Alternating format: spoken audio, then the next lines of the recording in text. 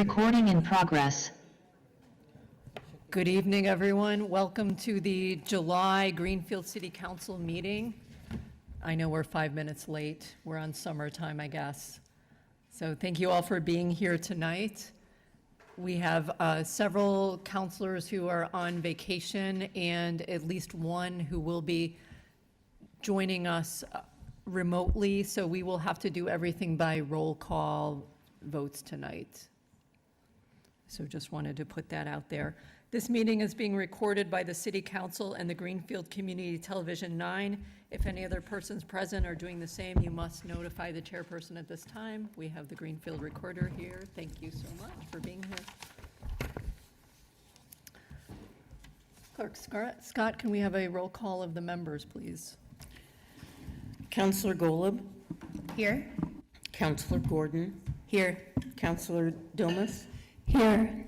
Councillor Bottomley notified us that he would not be attending.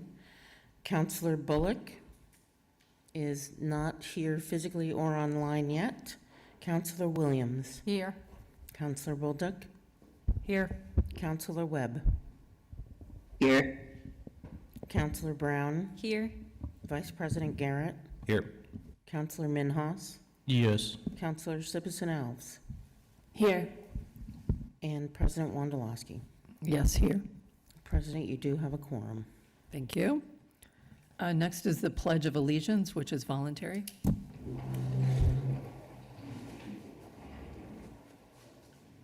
Pledge allegiance to the flag of the United States of America and to the republic for which it stands, one nation, under God, indivisible, with liberty and justice for all.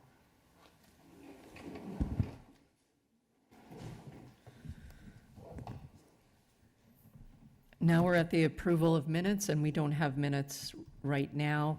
The superintendent, who is brand new, as well as the school committee chair, are unable to be here tonight, and we don't have a written update from them to go over tonight. So we look forward to meeting the new superintendent next month. So next, I'd like to have the mayor come up, and anyone else she wanted to bring with.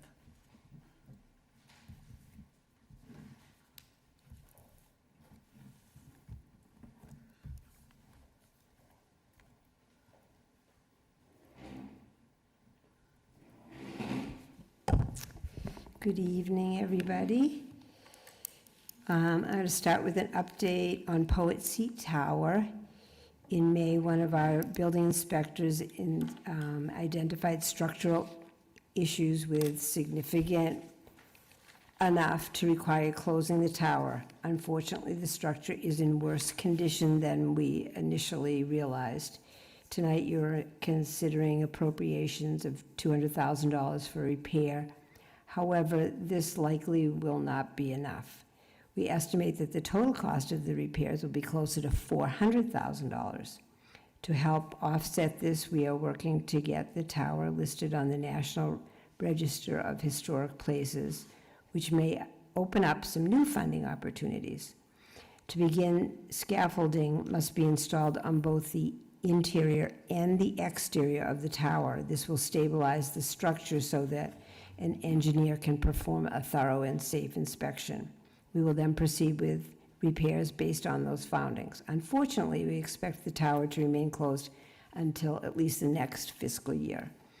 We have received questions about why the tree and the lights are on the tower, why they have not yet been removed, and we cannot remove them at this time simply because it's not safe to send the staff up there inside the building. I love the tower as a destination, a landmark, and a beloved icon of Greenfield. We are fully committed to getting it safely repaired. It's just going to take a little bit of time. DOR and Finance, I want to update you on the reconciliation. We are in contact with Clifton, Larson, and Allen, whom Ways and Means is going to vote for, hopefully will vote to hire for this reconciliation. There's a $75,000 appropriation on your agenda tonight to allow us to move forward with contracting their services.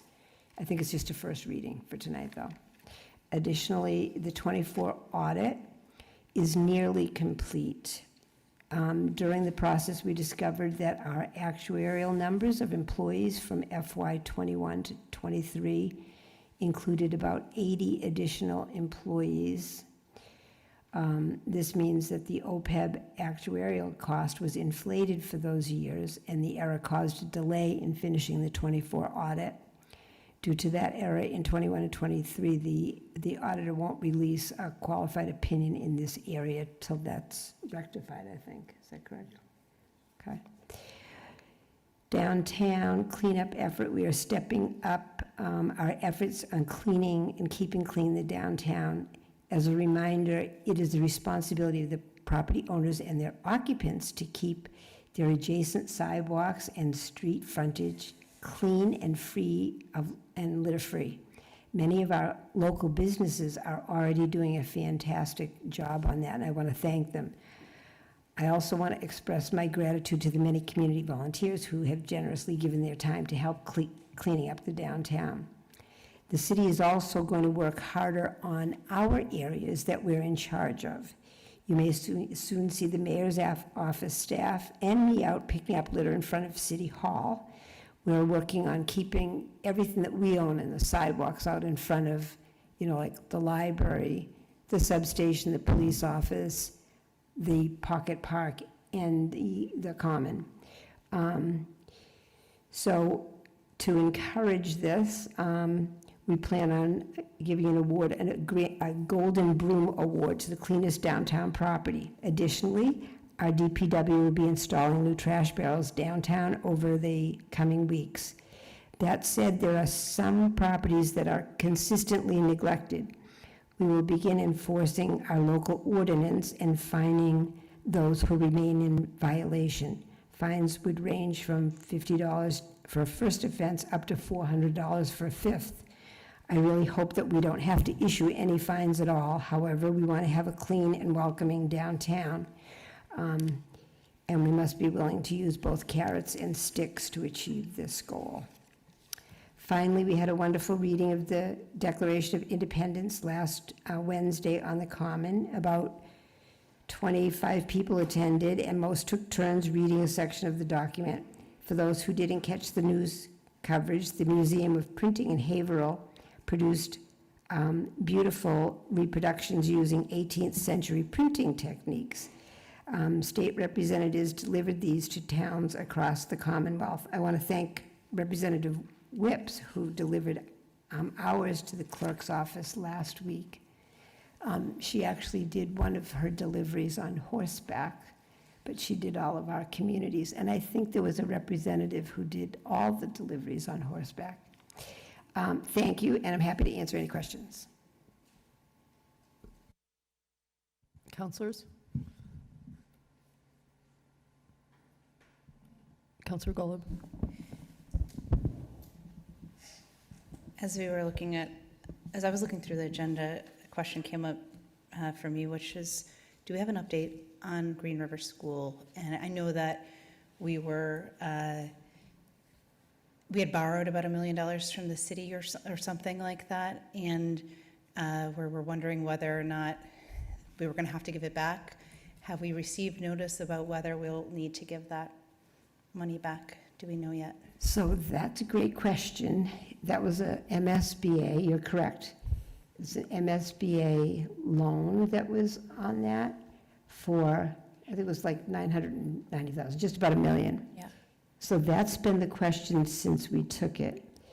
And we're working with, we've been working with our delegation on that, because we're not the only city that's in this position. Everybody has declining enrollment, which means there's a lot of schools that are no longer in use that have MSBA money out on them. As a matter of fact, I thought we were going to sail through this because we were asking about that, but then somebody else got wind of that we were asking that for us not to have to repay, for the city of Greenfield not to have to repay its loan, and then some other got wind of that, and they're asking the same thing. So the MSBA has not answered us.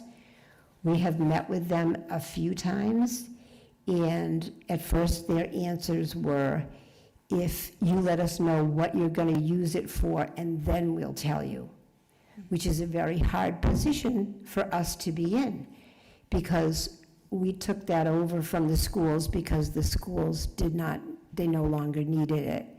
But to be saddled with that would be very difficult for us. So we're working with our delegation with a couple of different ideas. They're talking to MSBA. We just sent a letter out to, I think it was, just went out to MSBA, asking for a little bit more guidance on that. But we've been meeting with them right along, and I would say not having an answer from them and being in limbo like that, with that, if that's politically correct to say, I don't know that, is probably what's held that up, because you owe $1 million on it. What, if there's a reuse for it, that actually very much goes into whoever's considering using it. Okay, so you haven't heard yet. We don't. Okay, and the other, very loud. My other question is the updates. I appreciate you giving the update about the audit. Would it be possible to, it's hard for me to track information auditorily and just hear it rather than seeing what you shared with us. Would you be able to include that when you give an update in the packets? Because it's a lot of numbers and it's a new context, so that the only time that we're hearing it isn't just hearing it when you say it, but we can actually read it before you present that Okay. information. You would like that? I'd be so Okay, grateful. and I think sent it'd be you helpful. both things that we had, I sent to you both things that we had, both emails that we had sent to them. But yes, I will Thank you. put that part, I'll just send it to you, all of you. Okay, and if it could be included in the packet, that's where I sit down Absolutely. and read it all weekend. No problem, no problem, thank you, that's Thank you. fine. And I don't like hearing numbers. I don't like hearing them the first time either. I need to look at them and think about it, so, well said. Councilor Gordon? Hi, thank you, Mayor, for being here. I also love Poet Seat Tower, and it's a beloved symbol of Greenfield. I think we all can agree we want to see it repaired, and this is a lot of money in a time when we've recently had to rescind a number of financial orders that we didn't have the funds to cover for systems that I think are, actually really important to keep the city running. So I'm curious to hear a little more about what the structural problems are and why repairing the tower is more, or at least starting to repair the tower is more urgent and important than the other things we could be spending these funds on right now. So if you want to know what the problems are, at first I thought it was going to cost $100,000 to fix. There's 3 problems. One of them is the masonry. That's kind of a mess and at the top. I don't know that much about masonry, but it's shaky and wobbly, I guess I would say. Then there's the stairs, and they're not attached right anymore. I guess I would say that. They're like not welded together. So when you're on the step, if you were walking up the step, you'd be hoping that the person that was on the step ahead of you didn't weigh too much, because that step is not like attached right. It's coming like unglued, but it's metal. So welded, it needs to be welded better. And then the third problem is the electricity that's going to it. So those are the problems with it. Now, is it more important than something else? That's a good question as well. I always look at the things and think, what's more important than something else? This is important. It's like an iconic thing that's a part of Greenfield, and an iconic symbol, I guess, of the city. And there's been a lot of talk that, this should be done sooner rather than later, so that it doesn't, like, there was a question of whether or not it was really going to make it through the winter without doing something immediately. And I thought, well, we're not going to have we're not going to have that to start. We had two things, the historical, for the historical folks to look at it. Margaret Jones got somebody, and that person needs $9,000 to put it on the historical register. I don't know exactly what that is, but taking a good look at it. And then the structural engineer part of it was another, $10,000 for the engineering. So, could that be held in light of something else? I'm actually going down now, trying to find out of all of the things that we still have there, how we can pay for that. And I've been talking, we need defibrillators. I already talked to the chief about that. I said, that's a priority, we have to get those. And we're putting things in order of priority. So is it, I don't know, is it one thing more important than the other? You do kind of have to weigh all of those things. So, you can decide with your votes one way or another how you feel about it. Thank you. Just a quick follow-up to that. What can you tell us about the risks of waiting to do this? Maybe not enough, because I'm not the best person to be talking about masonry and welding. Could you tell? But I was just encouraged to get working on it sooner rather than later. But again, that's a choice that you can make. Councilor Minhouse? Thank you for being here, Jenny. I understand the money crunch that we're kind of in right now and a lot of cities and towns are in. But I would just like to say, as somebody who's been in Greenfield for my whole life and everyone around, the tower is such a central part to everyone's experience. When someone from outside of town comes in, that's kind of one of the only things we can show them. We're like, oh, there's this little hill, and then you can kind of see the town. But I think apart from that, it's also, if we don't fix it and it kind of just crumbles, what kind of message does that send about how we treat our, historic places, how we treat our monuments? Isn't it kind of like our logo? So if the whole thing comes crumbling down, is that really a good look? I don't think so. So I'd just like to share that. And I think rather than waiting for and pushing the can down the road, what if it ends up needing a lot more work? And what's a $400,000 expenditure turns into, oh, we have to tear the whole thing down and build it up again. Can we even do that?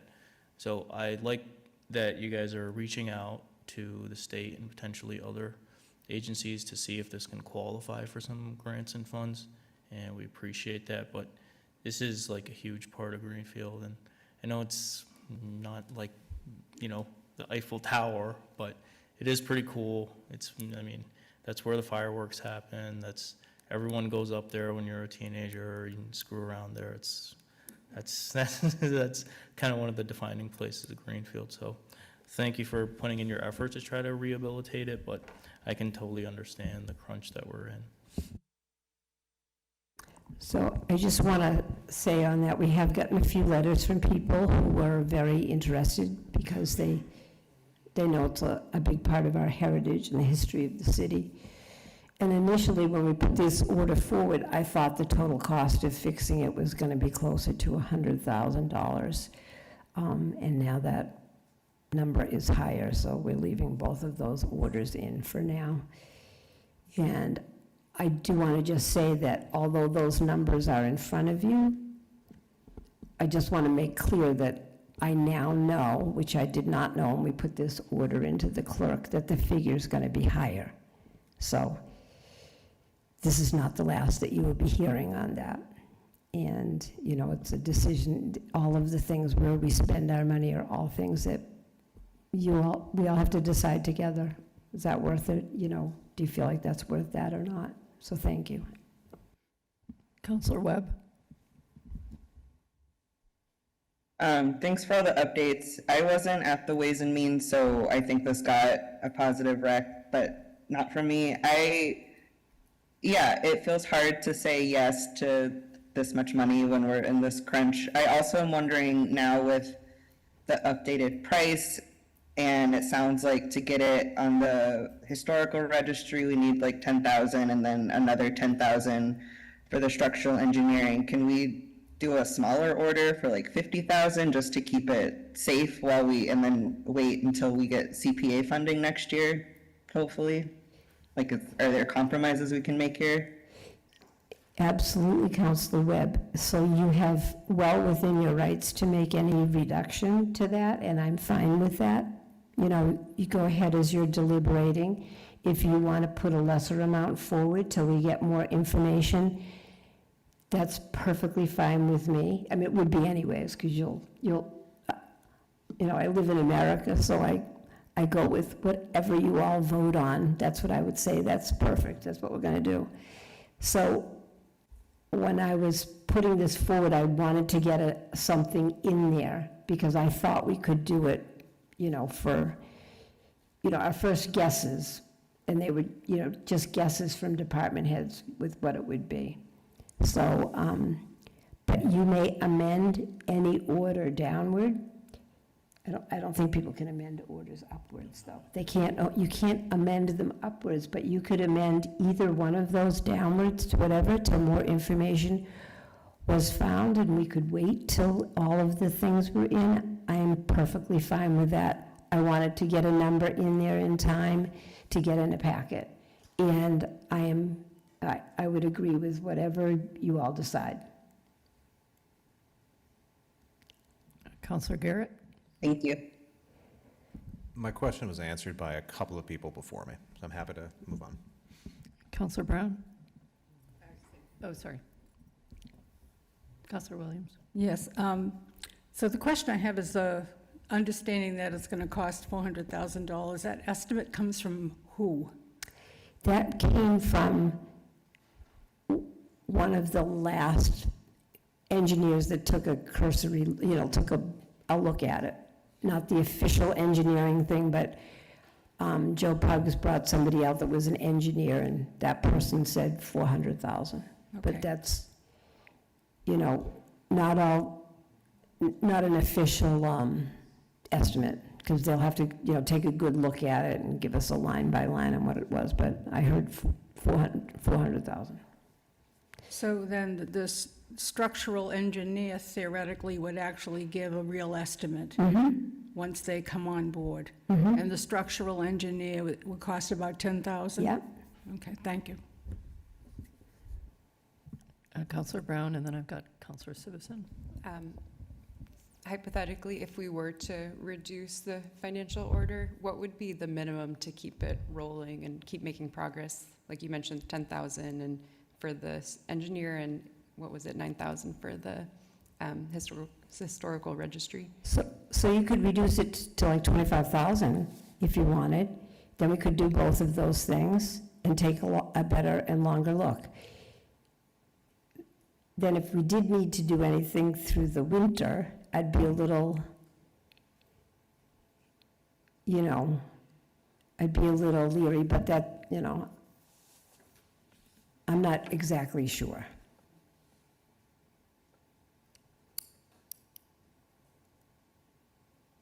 Counselor Citizen Ellis? It's my understanding that we did not fund, or that there was orders that were rescinded because of the free cash that were some important infrastructural things. What's the status of how, or then there's some that need to be done this year. How are we going to decide which ones need to get done and what to prioritize? So I've already started talking with the department heads, and you'll probably see more next month. I talked to Paul Newell of the things that he put forward. I think he picked 4 or 5 that we absolutely needed to do. And so we'll do those as a borrowing. I talked with the chief both chiefs about defibrillators just this week, and I'm trying to work out a little something of how we're going to pay for those. But for the orders that came forward, they were all DPW ones, and I've addressed them with Paul. One of them you have before you for the I&I. That actually was just a misprint when it came out. The first order that you got said, that you received, said 600,000 from borrowing to be paid for out of retained earnings, which was just actually a misprint. It was supposed to be from borrowing, so that was always planned to come from borrowing, the 600,000. And then he had 4 or 5 others. And we probably will borrow for those. And then of the other, I have some other ones from other departments that I had not put forward yet, so I'm looking at them and seeing exactly how we can do them, and many of them may be from borrowing.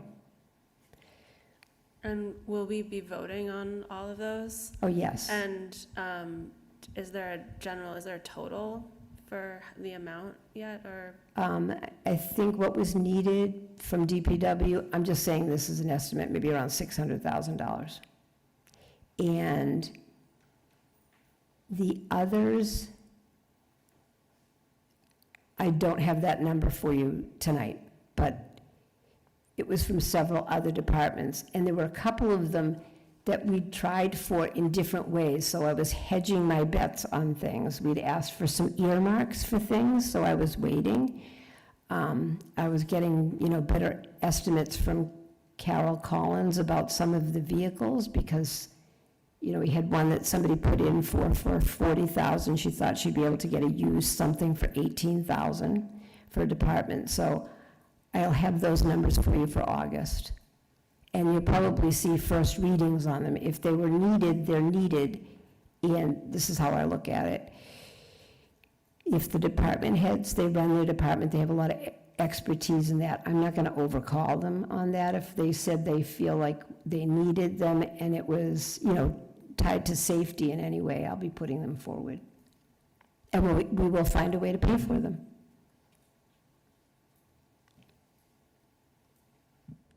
Mayor, I have a few questions.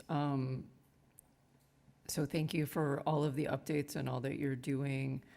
On the reconciliation process, can you just remind us how long you guys are estimating it's going to take to get everything in order to then get us to what they need? How long it will take? Yep. I don't know how long it will take. Okay. So once CLA gets in here, I think I'll have a better idea. They might have an estimate of how long it will take. I'm actually not sure. We had 2 people in here looking at it, and they didn't get to the answer yet. Do you have an idea of how long it would take?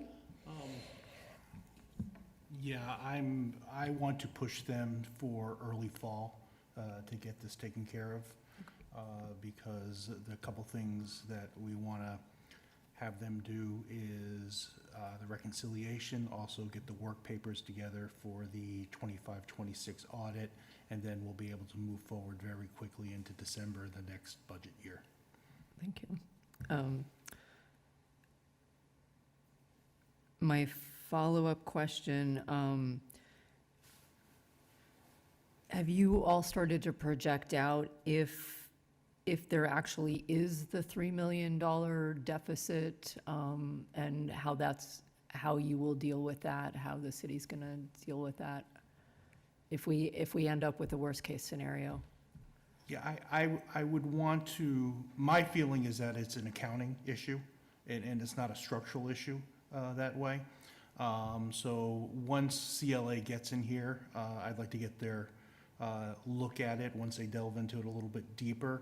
And if it turns out to be a cash issue, then we'll have to come up with some better ideas.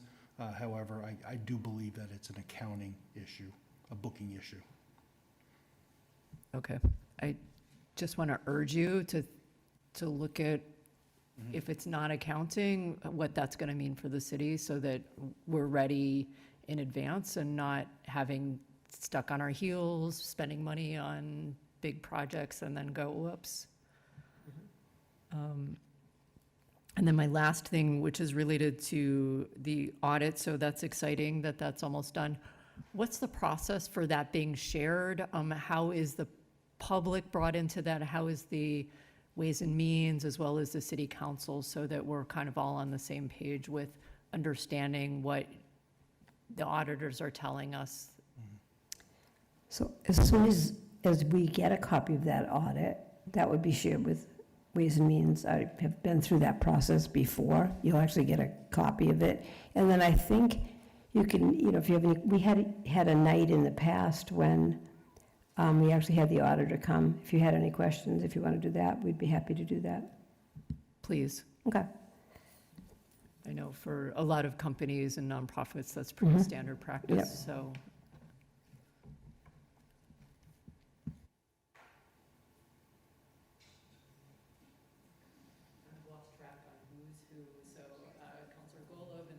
Sorry, Counselor Golub and then Counselor Gordon. I have a couple more questions. One is actually related to the transfers. Will you be here when we discuss those? Okay, I'll save my question to then. Two, did you just say that the $600,000 for influent infiltration is supposed to be on this month's agenda? Because I may just not be seeing it, but I'm not seeing it. Is it under first reading? It's First under, reading, it's under okay. as a first reading, so. I didn't scroll far enough. Okay, Oh, phew. okay, it's there. Sorry to. Okay. When you were on council, you were an expert on capitalization, the amounts of money and capitalization impacting our bond ratings.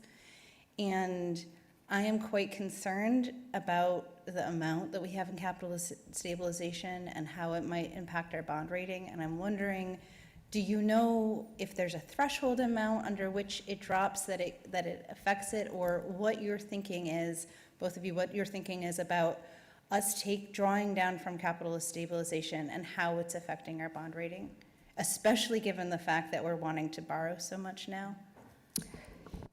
So, the capital stabilization, money generally goes into that to pay for capital, to pay for capital expenditures. That's the place for that, for it to go in and out and to go up and down. Our stabilization account is the one that I look at that I would not want to touch. We actually did touch that last year to balance the budget. We put in, I think, $825,000 from that. Before we did any of that, we had heard from bond counsel that we, along with many other communities, may have a drop in our bond rating. So I think there's a very good chance and I think I know that I told you that at a meeting last year, that there was a good chance that our bond rating could go down. I think that's a very definite possibility. I don't know that there's an exact number for that. It is better if you don't touch it at all, but we, like many, many communities, have reached into that this year. We're in a different situation because of where we are, but many communities did go into their stabilizations to balance their accounts because of health insurance costs. So we're not alone in that, and it's predicted that many communities' bond rating may go down, but I don't have an exact, to answer your question, I don't know what that number is. It would be better if you never touched it, your savings account. That would be the best case scenario, and they would be looking at that favorably, and we weren't in a position to do that. One more question. I want to echo what I think Councilor Sibusan-Alves was asking for in terms of a plan of priorities. I will share my thoughts about Poet's Seat in a bit. I will say I am not a yes vote tonight, and I'll share more about why later. But in order for me I want Poet's Seat to exist. I don't want it to crumble. In order for me to believe that I am making a responsible decision in putting any money toward that, I would need to see a comprehensive plan of to make sure that all the requests that are coming from our departments are tended to in a responsible way. And when we're borrowing so much, it's really impacting taxpayers. So I'm requesting, please, to, as comprehensively as possible, to share with us how the priorities, all the different priorities are being met together, instead of just having the different piecemeal requests. Like this just coming in and of itself without that is not something I can in good, prudently vote yes on tonight. So I want to though, and so you said it's our decision, it's your decision too. I'm saying it would help us greatly in all of our coming financial decisions to have a comprehensive plan, to see the priorities that are coming forward from the city. So. I think those are very valid points, and I would just say, if you didn't want to vote for that tonight, I would vote for enough money to do both of the engineers. I mean, I would vote for the historical. This is me, just saying what I'd do. If I were in your position, I would at least vote for the engineer. Like, I would vote for $25,000 so you could get started on it. And Councilor Golub, to have that whole thing of what was going to be done, I think we'd have to pay for the engineer to do that. That would be $10,000. The other part about the historical piece, that's hopefully to save us money as we go forward. I am thinking about CPA as well, and I've looked at that, and I wouldn't imagine that more than on the outside, $30,000 to $50,000 from CPA would be an outside amount that I would be hoping from. So by all means, I would, toss that around. As I said, I put something in to get started on that because, we were hearing from many different people about the importance of Poet's Seat for this city. And it is very hard to weigh things. I totally agree with you. Yep. You said it's 9,000 for the historic commission, or historic, and 10,000 for the engineer. Okay, I will consider that. Thank you. Thank you for all these questions. Thank you. We have Councilor Gordon and then Councilor Bolduc. Yeah, my question was also related to the transfers, so if we're holding those questions for later, then I'm also happy to hold my questions on that. But I will echo Councilor Golub's comment that it would be really helpful to get as much information as possible about the rationale behind any financial order that we're being asked to vote on. I didn't see rationales for any of these in the packet tonight, and I know that everyone's time is limited and you're getting us, the information that we need, at least as a baseline. But, if we don't have the rationale, then we're stuck trying to figure out what are the right questions to ask in the limited times that we have in this meeting, or having to vote on things that we really don't have enough information on. So as much information as we can get in the packet will be very helpful and will help us help you. That's great. Councilor Bolduc? Not necessarily a question as much as a comment. Having worked with the CPC, I can say that we don't have to be on the historic register to receive CPA funding if the Historical Commission determines that Poet's Seat Tower is of significance to the city, which I have no question that we would do. The reason for pursuing the State Register of Historic Places is so that we can then apply for additional grants that would reduce the cost by and large for the city. And there are a few of us in the room who are probably asking, I thought Poet's Seat Tower was on the Historic Registry. And it actually received renovations. And recently, just recently within the last 10 years or so, became eligible for that status to apply as a historic site. It has to be at least 50 years old, and the site that exists legally is not considered of that age, or it wasn't until the last 10 years or so. And in between then and now, I think the assumption had been that it was already on the registry because it has existed as the structure that we know for many decades. And so I think quite literally that this was something that nobody thought about, because a lot of this research, a lot of those cataloged information that we have, they were done in 1982, between 1982 and 1986. And that was the last time anybody had really taken a good look at the historic register. And so that would be why we're having to go back now and enter this information into the historic registry. Thank you. Thanks for speaking up on that one. Councilor Baldock's been very helpful with this and with the stagecoach. So, thank you. I look forward to the day that you're, hiya! Counselor Webb? Exciting news. I have two more follow-up questions on this. So that's good insight of how much you think we could get from the CPA funds. I'm wondering then if we, because it also sounds like we could use CPA funding to pursue the historical registration. So if we just did the structural piece of it tonight and not the 9,000 and we waited for that, do we need to do that right away? Is that an issue? And then, can't remember my other point. So, thanks. Oh, my other point. Have we ever approached the state, DCR taking over Rocky Mountain Park and Poet Seat? Kind of like they do at Sugarloaf? I don't know if we've ever done that. I do not know, Councilor Webb. I do not know that. And I'm going to, Councilor Baldock, I saw you nodding your head. Do you know more about that? And is that permissible with the chair if we ask? I think Councilor Baldock has a little expertise. I'm happy to this. pass it over. And the thing that was in my head was, oh, here's a broken tower. Do you want our... Yeah.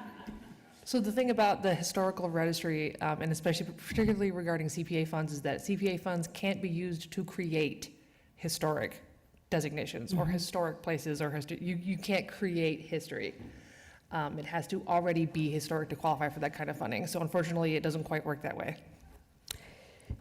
So, and further to answer Councilor Webb, when any of these things come up, we immediately reach out to all sources to see who can help us. Like, I let our delegation know that we're having a problem here in case somebody can do an earmark for something. When we had Shelburne Road collapse, we reached right out to Mass DOT to see if they'd like to take over that road for us. And in many instances, people don't want to take something over if there's a problem with it. And, but we do reach out to everyone that we can think of. We let FERCog know, we let our delegation know. I call up Amy Cahalan and see if she can think of any ideas for funding. So we try not to leave any stones unturned. I haven't reached out to any agency to see if they'd like to take over the whole of that park. I think that might meet with some resistance from, some folks here, if you have somebody else taking over, but.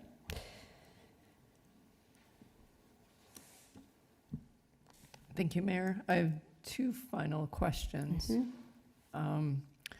So one is just the $825,000 that came out of stabilization to balance last year's budget. How were we communicated about that? And was that part of the budget plan originally, or was there some expenses that were unanticipated? So, you received financial orders. That's how that was communicated to me. You all voted on those. I forget what month, but it was all voted in financial orders, so it was in front of you in some capacity. And what happened, generally speaking, at the end of the year, between May 15th and August 30th, you can move money around. Is that correct? May 15th and August 30th? Yeah. Okay. No, Or September something? no, July 30th. Is it July 30th? Yeah, you have a month to do it. Okay, well, there's some deadlines in there, okay? Between May 15th and July 30th, or between May 15th and whatever, I go with what Stephen says.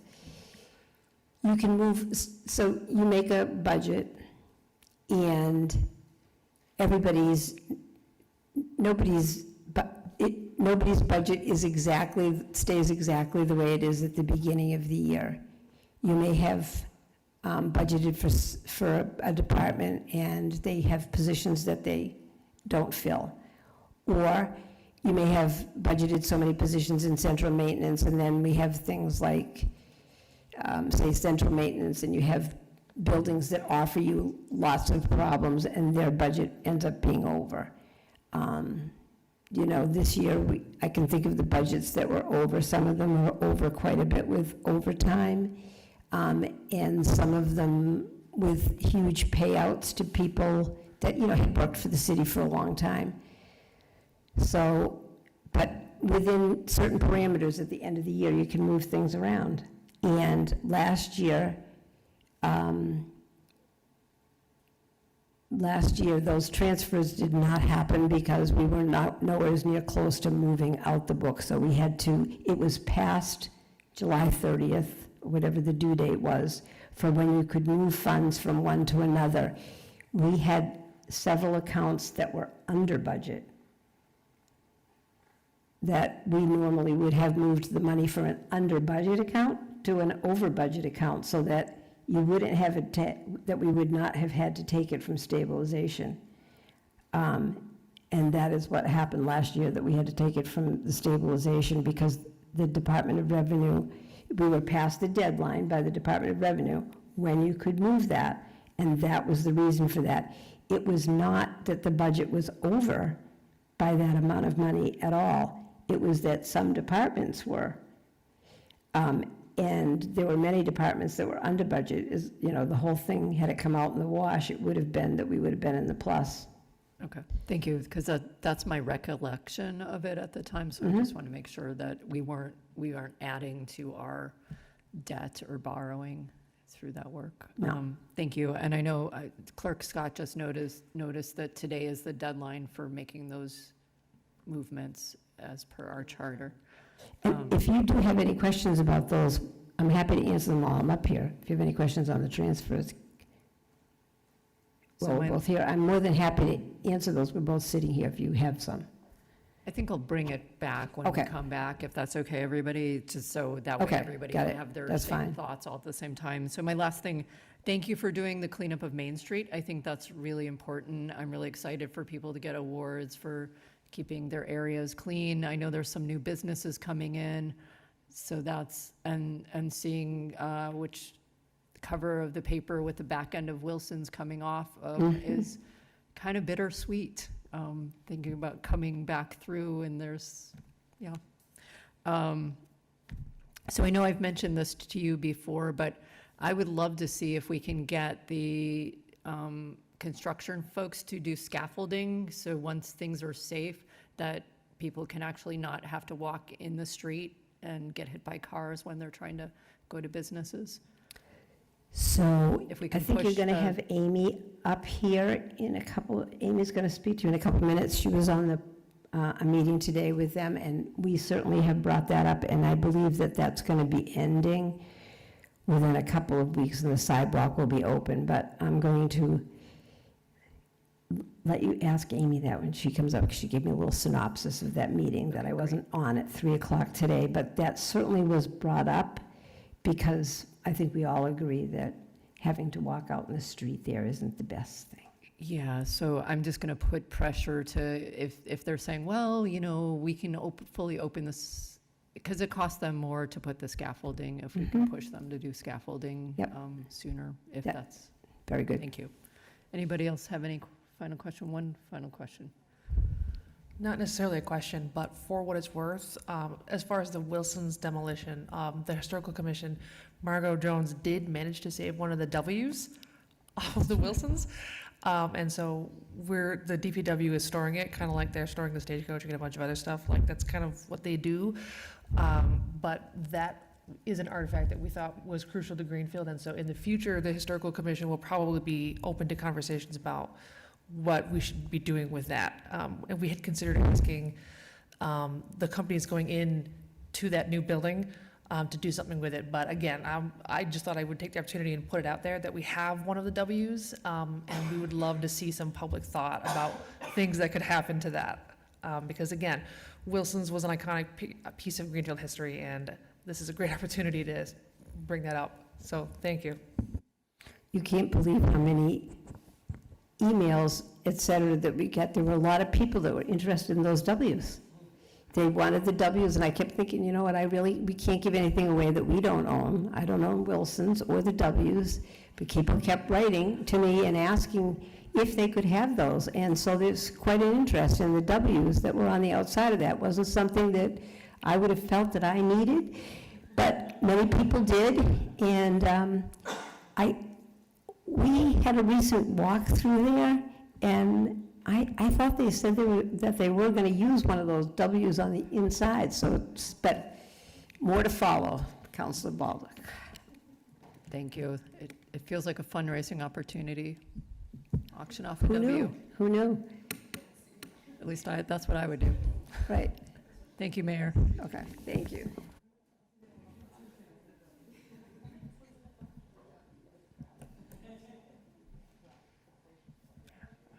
All right, you're up. Thank you.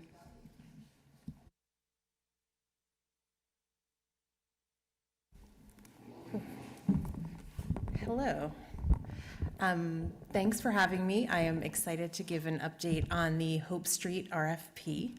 I've gotten a couple of questions, so I'm glad to have a chance to talk to all of you collectively. As you'll recall, back in the spring, we did some extensive public engagement around drafting the RFP. Shortly on the heels of that public engagement, there were a couple of zoning issues that cropped up, and so we put the brakes on finalizing the RFP while the zoning code was just cleaned up to make sure that when we issue the RFP, there aren't any inconsistencies in the code. This was specifically with respect to the height cap in the central commercial district, which includes the Hope Street property. Now that those changes have passed, I have finished the RFP. The mayor has reviewed it and signed off on at least the draft, and it is now with relevant department heads, including DPW, building, fire, and planning, just to make sure that they are fact-checking all of the information I have about the property and having a chance to weigh in case there's any information they think should be included in there, or if they have additional plans or information that would be helpful to developers. Comments are due back to me by July 24th. I'll have the RFP ready by August 1st. Which has then raised the question for me of August is vacation, and I don't want the issuance of the RFP to get lost in a lot of out of office on vacation emails. And so my current preference would be to issue it the day after the Labor Day weekend, just because I think the month of August it might sit and not get the attention that it deserves. But I need an opportunity to talk through with the mayor just the pros and cons of that. I don't think there's much harm in waiting until after Labor Day, but I will have it ready to go at the start of August. And as I committed to, I will be doing a public meeting to also share the RFP with the community and show them where the feedback was incorporated and talk about the feedback that we received that we didn't incorporate as well. So happy to answer any and all questions you have.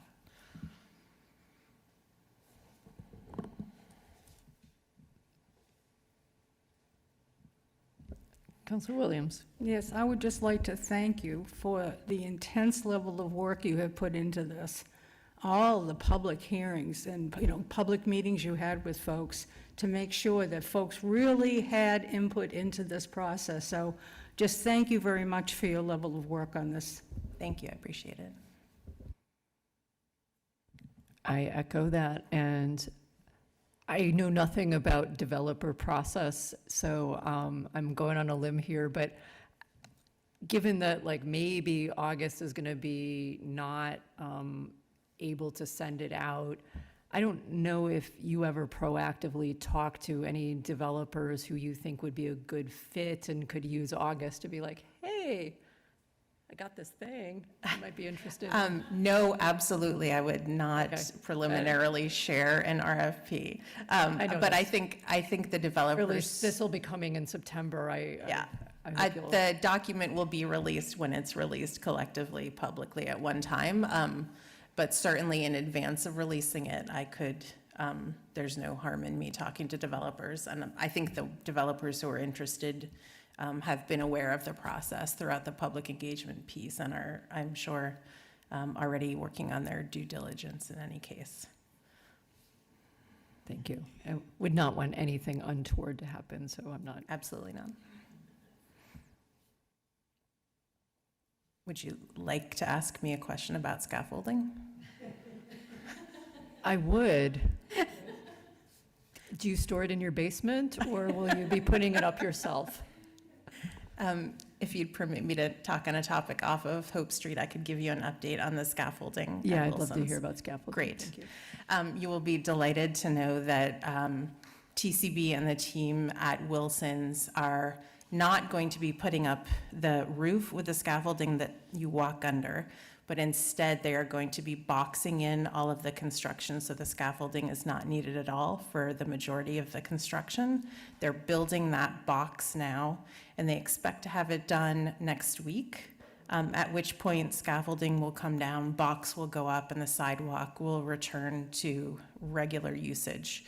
The only exception to that will be there is a point, probably not for a year or so, when they'll be doing some repointing of brick on the front facade of Wilson's, and they'll have to put up scaffolding at that point in time, and that will impede the sidewalk for a bit. But we should have the sidewalk back, I'm going to say in a couple of weeks, and hope that I will overestimate. Thank you, and I appreciate your pushing this for us. Sure, and to be totally honest, it required no pushing. They were very happy and willing to do it. So just to be fair to them.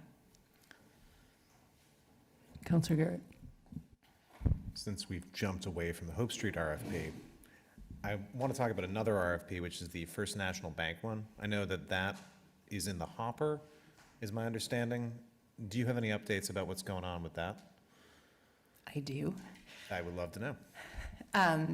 That RFP response period closed.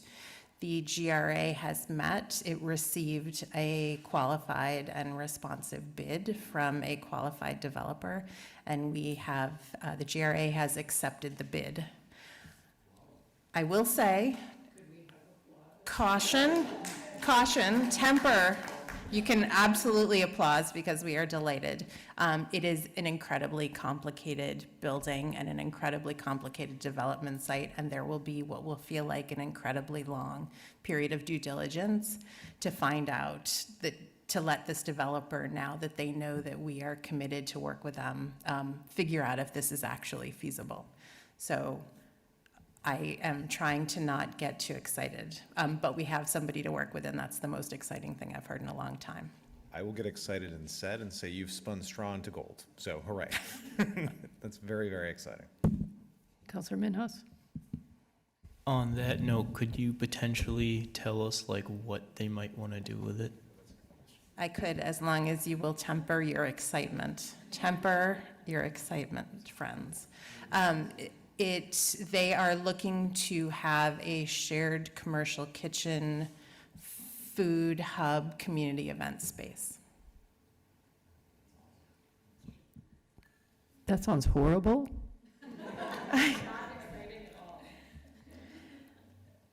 Could there be a Ferris wheel and ponies? With a big W right in the middle. Yes. For Wondolowski. We are very excited about it and really looking forward to digging into the work, but just know that it will take some time because it's a very complicated site with historic complications and access complications and all of the rest. Well, I just on behalf of the council, I just want to thank you for all the work that you're doing to bring folks into Greenfield. It's noticed and it's starting to happen, even while we're tempering our enthusiasm. Slowly. Thank you. Councilor Bull. On that note, I had actually been asked by one of my constituents about what was going on with the Main Street redesign project, whether or not there was a timeline for that. I'm not sure if you could speak on that. I am delighted to tell you I cannot.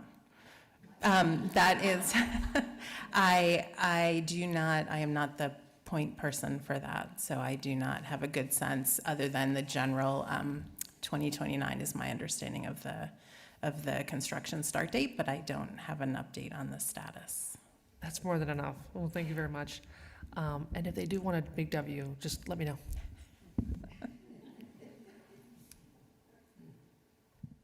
Thank you, Director. Thank you so much.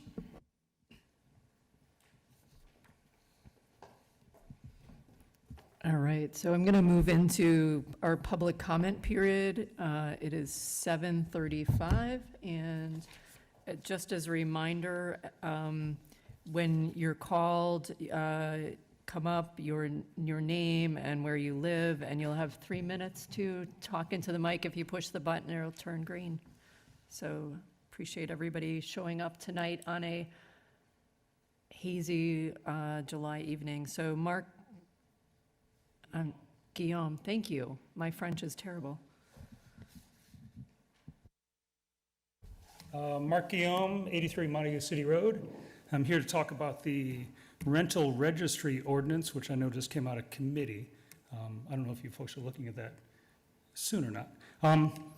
But when you have a chance to look at the rental registry ordinance, my understanding of the goal of the ordinance is to hold bad landlords, those who harass their tenants, who, when they complain to the health department, and who also don't keep up their properties, it's to try to hold them to account.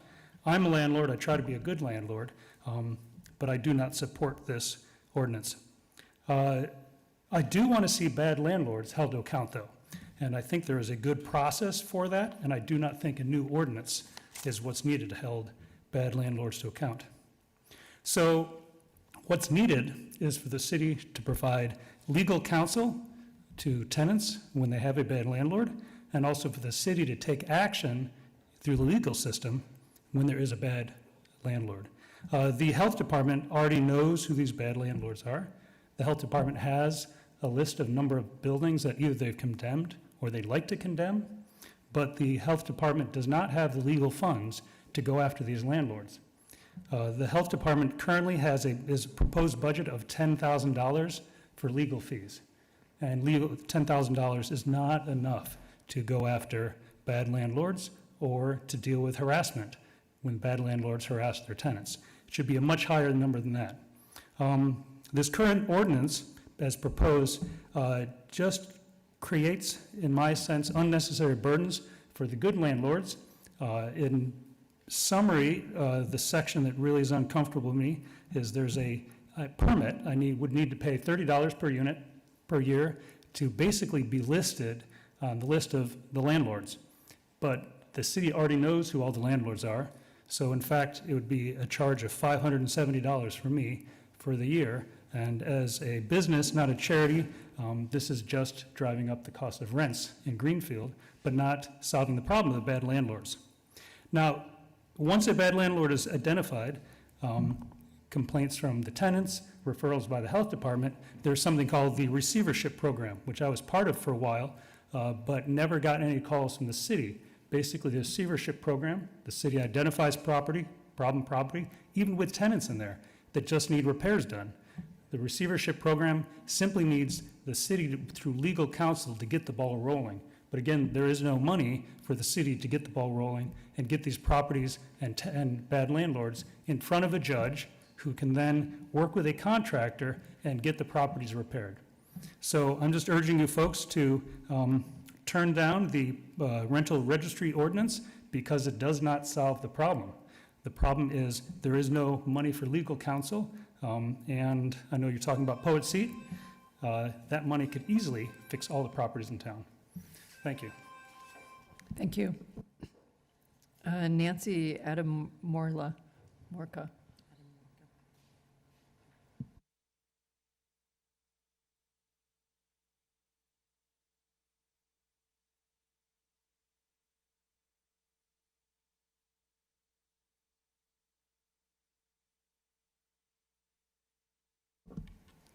Good evening. In the past, I've sat on this side and I've sat on the other side. Can I ask Served your on the council. name and excuse address? me. Sorry. My name is Nancy Adamurica. I live at 241 Chapman Street in Greenfield, Mass. I'm a fourth generation family member. My son living here now is the fifth generation who lived in the same places, in the same house. Like I said, I've sat on this side and I've also sat on the other side. I was a counselor, I was a town meeting member. I've been here 75 years. I'm also a landlord. I think Mr. G did a great job in presenting a lot of the things. As a small landlord, I work very hard at maintaining my properties and maintaining my rent as low as I can. I actually don't make any money on my properties. I make enough to simply pay my taxes, pay the insurance, pay repairs that are needed, and that's it. I'm not in it to make money. I kind of like to know who my neighbors are, and that's why I do it. But I think that the idea of a registry, again, is something, we already have a lot of laws in place, and to layer more is just, it's a burden to the small person trying to do this. I would ask you not to vote tonight. I would ask you to think about it and put it back out, and that's about what it is. Like I said, I mean, I lived in this town, you know, fourth generation, my great-grandfather was in the same house. All four generations have lived in that same house. Thank you. Thank you. Pamela Goodwin.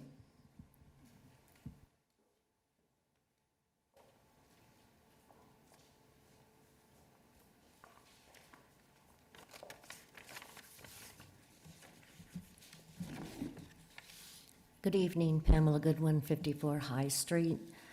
I'm going to start just to let the citizens of Greenfield know that there is a press conference tomorrow in front of the hospital, and encourage people to go.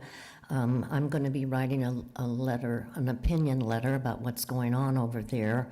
I've been following very closely that hospital because I've been there as a patient. I've also retired CNA. I'm working with Suzanne Love, if some of you know who she is. So please show up, and 700 signatures out of a city this size is not very big. We all know what a resolution means. It doesn't really mean anything, but they are really struggling over there, and I hope that we can continue to support them. I'm so thrilled there's an actual press conference now. Also, I was told by Suzanne Love to have citizens call and speak, call the main switchboard over there and ask to go into the voicemail for Jody Stack. That's the president. She's not giving out her phone number directly, but if you call the switchboard, you've laid that person off, and you're gonna probably get Bay State Springfield. Somebody's been there for 30-some years is now history. So a whole lot going on over there that I view as retaliation. Secondly, I would like to say I've been involved with the rental registry through Housing Greenfield, and although I understand these people's concerns, we had a whole lot of apartments, and we didn't know who the landlord was, and the apartments were not listed. The assessors got involved in this stuff, and we've spent a lot of time doing research about what the benefits would be for the rental registry, so I am in favor of that.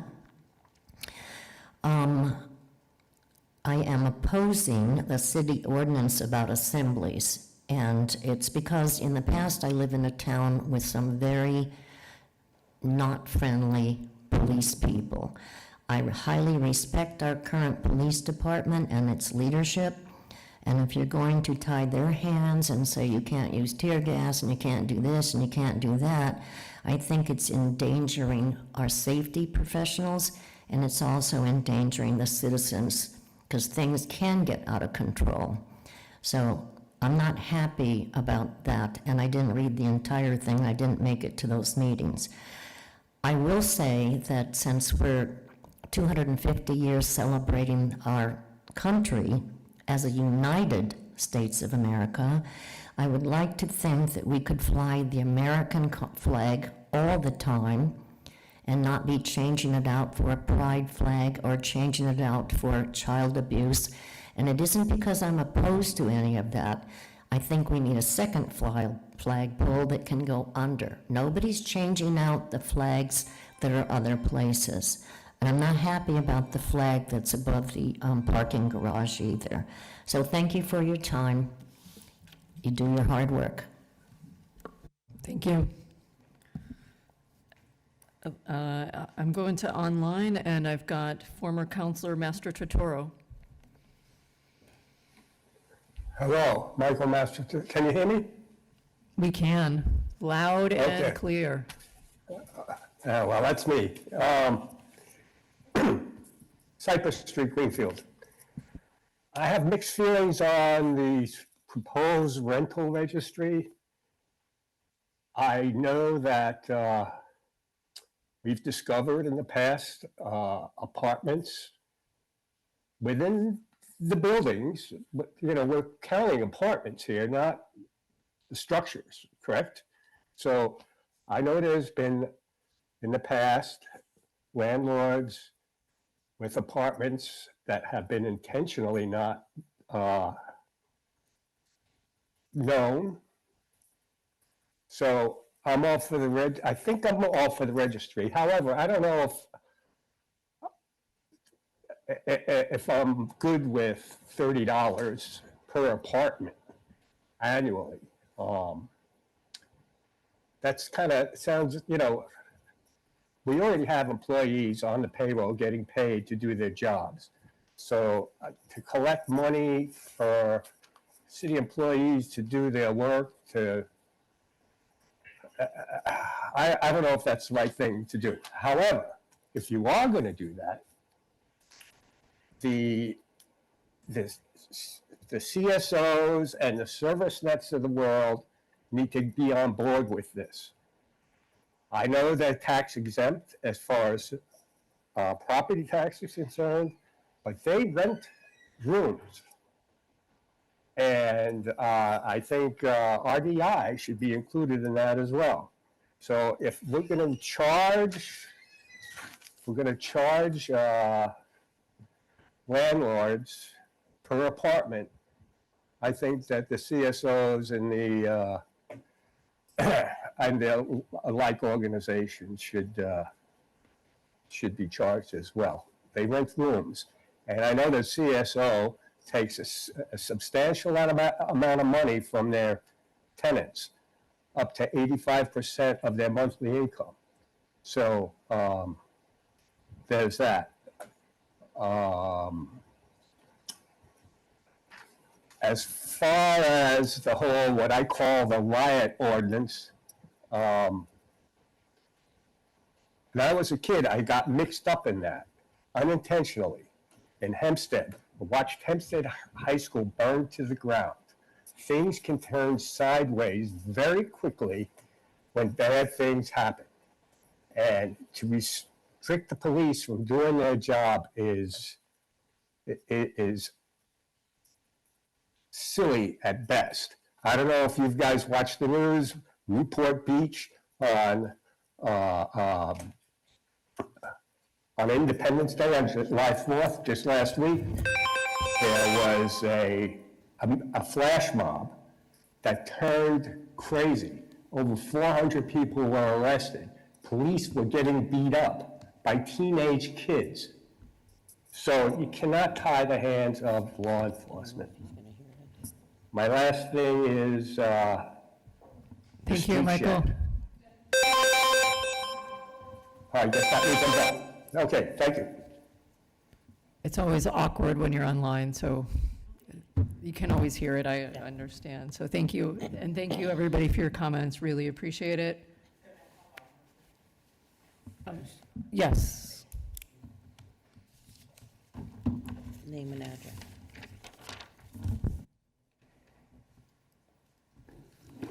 Hi, Donovan Lee from Petty Plain Road, and I just want to say, for the crowd control ordinance, I totally support it. These are deadly weapons, and they just don't need to be brought bare to in our community. You know, these things tend to just escalate situations where the most violent actors on both sides, both the police and whatever crowd has gathered tend to just use as excuses to get more and more violent. So we just don't need things like tear gas or other quote-unquote crowd control measures, which are literally deadly weapons brought to bear in our community. Thank you. Thank you. All right, so we're going to go to public hearing and second reading. So I'm calling open our public hearing at 7:50, and I'm going to turn it over to Counselor Williams to read the orders and the public hearing.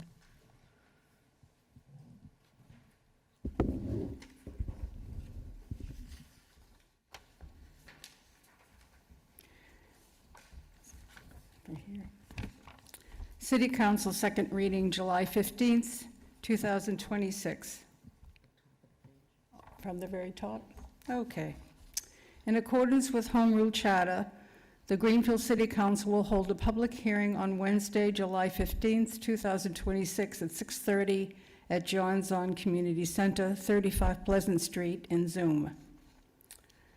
Meeting ID 971-57410-469 to receive public input on the following.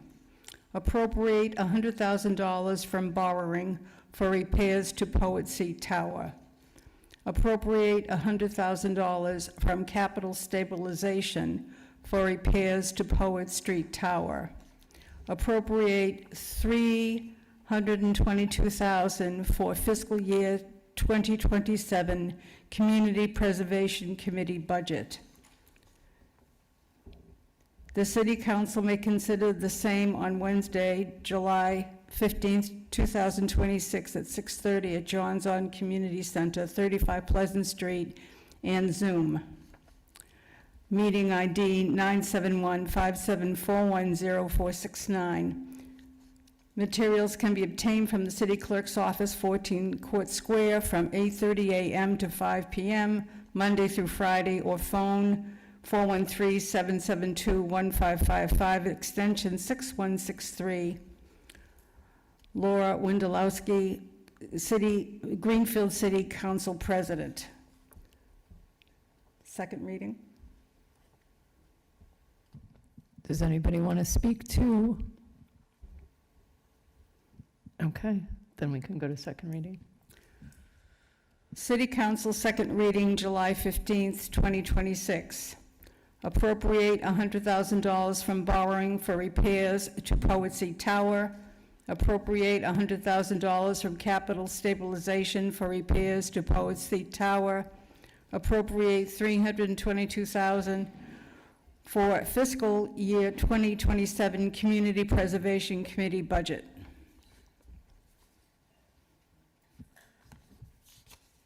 I'm closing the public hearing at 7:52 p.m.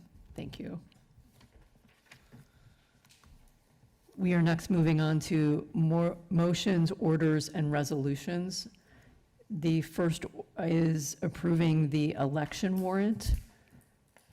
Would anybody feel like they want to read that? That's on page 7. I can continue reading. So we need to read both the order and then the warrant that comes after it. Want me to proceed? Sure, you've got the great reading voice tonight. Order number FY 27-011, City Council Order, City of Greenfield, Massachusetts. The City Council move that it be ordered the Greenfield City Council hereby approves the attached state preliminary election warrant for September 1st, 2026, and further authorizes the City Council President to sign said warrant on behalf of the City Council. Majority vote required. Second. Do I have a motion? A second? Thank you. Any discussion? And now we need to read the warrant. Commonwealth of Massachusetts, William Francis Galvin, Secretary of the Commonwealth warrant for 2026 state primary. To the constables of the City of Greenfield, greetings. In the name of the Commonwealth, you are hereby required to notify and warn the inhabitants of said city who are qualified to vote in primaries to vote at Greenfield High School Gymnasium, 21 Bar Avenue, precincts 1, 2, 3, 4, 5, 6, 7, 8, and 9. On Tuesday, the first day of September 2026, from 7 a.m. to 8 p.m. for the following purpose: to cast their votes in the state primaries for the candidates of political parties for the following offices: Senator in Congress for this Commonwealth, Governor for this Commonwealth, Lieutenant Governor for this Commonwealth, Attorney General for this Commonwealth, Secretary of State for this Commonwealth, Treasurer for this Commonwealth, Auditor for this Commonwealth, Representative in Congress, 2nd District, Counselor, 8th District, Senator in General Court, Hampshire, Franklin, and Worcester District, Representative in General Court, Precinct 1, 2nd Franklin District, in General Court, Precincts 1 through 4 and 9, Representative in General Court, Precincts 5 through 8, 1st Franklin District, District Attorney, Northwestern District, Register of Probate, Franklin County, Sheriff, Franklin County. Hereof fail not, and make return of this warrant with your doings thereon at the time and place of said voting, given under our hands this 15th day of July 2026, and it should be signed by City Council President Laura Wendelowski as authorized by a vote of the Greenfield City Council by constable posting, and also to be signed by the constable and date of posting. Thank you so much. You're welcome. Any discussion of whether or not this needs to go on horseback? Vice President Garrett. Something really minor. They didn't write eighth, it's eights under counselor. So if we can fix that. Under counselors, instead of saying eights, there should be another age, right? Am I misreading this? Never mind, forget about it. Never mind, all right. Am I just forgetting how the word eighths is spelled? Eighth? Oh, it is missing an age. Okay, I'm not crazy. Phew. Perfect. Clerk Scott, can we do a roll call on this, please? Counselor Golub, Yes. Counselor Gordon, Yes. Counselor Dilmuth, Yes. Counselor Bullock is not here. Counselor Williams, Yes. Counselor Bolduc, Yes. Counselor Webb, Yes. Counselor Brown, Yes. Vice President Garrett, Yes. Counselor Minhas, Yes. Counselor Siverson Alves. Yes. Does the president wish to vote? Yes and yes. The motion passes unanimously. Thank you. Next order is petition to the state legislature to create new annual alcohol liquor license. Did that go to Ways and Means or EDC? Councilor Garrett, could you read that for me, please? Absolutely. Order number FY 27-010. The City Council, on recommendation of Mayor DeSorger, move that it be ordered that the City Council moves a petition the state legislature to create a new annual on-premise all alcohol liquor license beyond Greenfield's quota for the Bears Den, owned by Gleason Ventures LLC, located at 5 Bank Road, Greenfield, Massachusetts, 01301, majority vote required. Do I have a second, please? Second. Thank you. And tell me what happened in committee, please. So it came out of committee with a positive unanimous recommendation. Chief of Staff Anholt was there to kind of explain what had happened with this liquor license. So the context here, this location is the former Seymour Bar downtown, which had a liquor license that has been surrendered to the city. Unfortunately, that liquor license can't just simply go to the new owners. Because the city of Greenfield is now currently at the quota set by the state for all alcohol liquor licenses, we have to petition the legislature to ask for another one.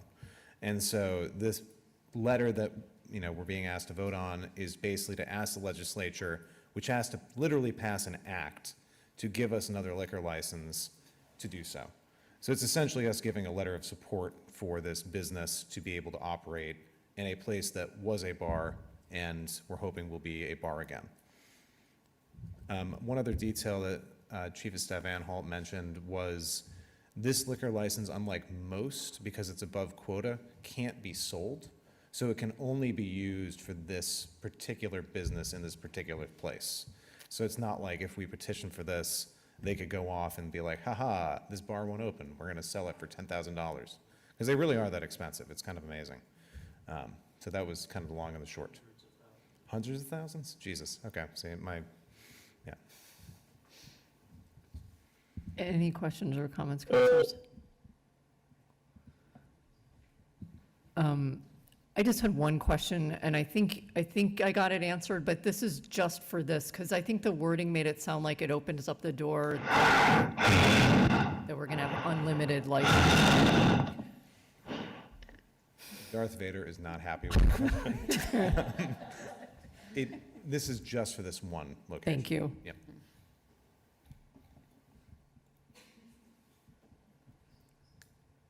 All right, I think we can take a roll call on this. Counselor Golub, Yes. Counselor Gordon, Yes. Counselor Dilmuth, Yes. Counselor Williams, Yes. Counselor Bolduc, Yes. Counselor Webb, Yes. Counselor Brown, Yes. Vice President Garrett, Yes. Counselor Minhaus, Yes. Counselor Sibbison Owls, Yes. and does the president wish to vote? Yes and yes. The motion passes unanimously. Thank you. I would like to move without objection several of these upcoming ones to go to our August agenda and go back to A&O in between. So the first one is the order number 3, adopting general law disposition of unclaimed property. Next one is amending the City of Greenfield Code by adding Chapter 351 on excess equity. And then the last one is the amending for public assemblies. I don't know who that is. Because of talking to, there's a little bit more tweaks with these from getting legal counsel. I'd like them to go to August. So can I have a second on that? We don't have a second. Oh, There's no objection. okay, so we'll just go ahead and, What order numbers are they again, please? sure, they're orders number 3. Oh, I'm so bad on my 4, 7. Is that all of them? Councillor Bolduc. Excuse me, sir. If you're not here to be nice, please leave. Thank you.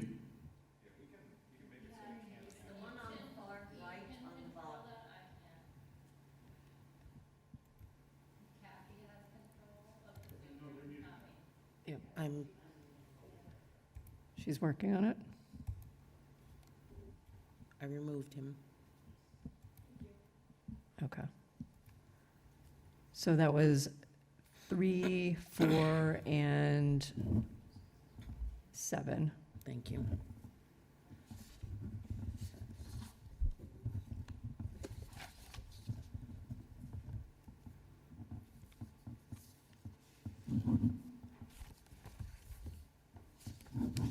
Thank you. All right, are we all set? I think so. Okay, so we're going to go to number 5, which is amending the code for the zero emission first vehicle ordinance. Okay, I can read this. Order number fiscal year 26, 144.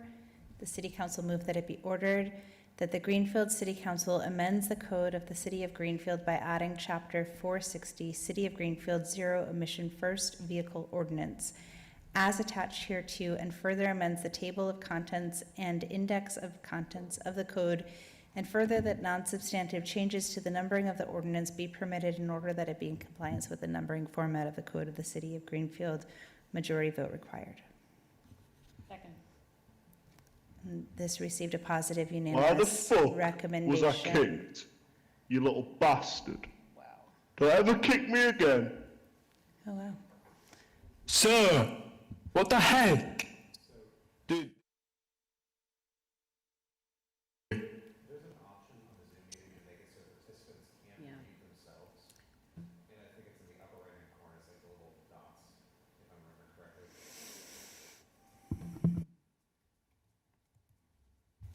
Maybe you could show her. I have ejected the two people that were having discussions, This is becoming ridiculous. just to let you know.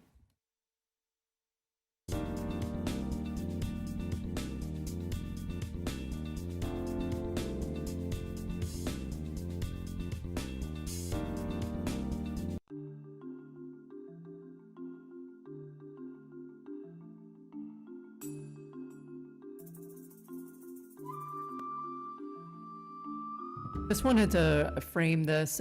We, as a city council, voted last year to declare a climate emergency. And so this kind of follows in that framing. Greenfield was the first green community in Massachusetts.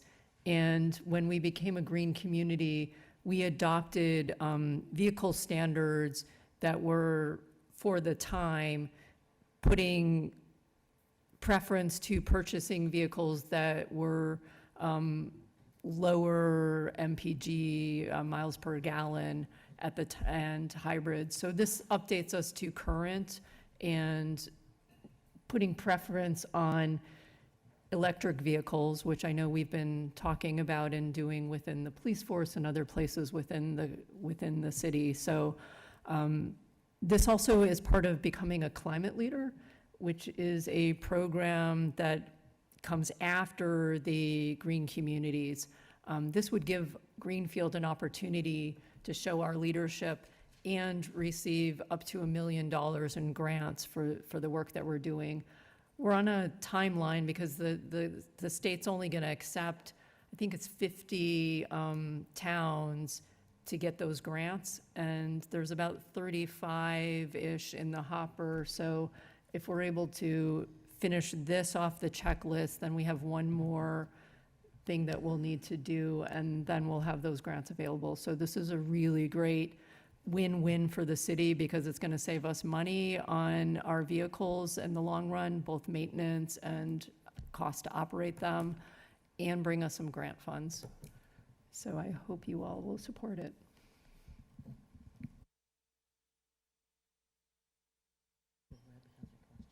Councilor Webb.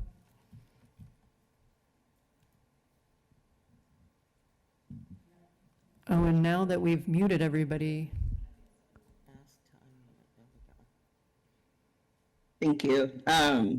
Yeah, I just want to speak to the zero emissions vehicle piece of this. I had reservations around it just with like, can we afford to adopt this? And in speaking with our energy director, Collins, she said because of the second cycle market for zero emissions vehicles and that they are now a lot more affordable and cheaper. So I just wanted to add that in case that was on anyone's mind.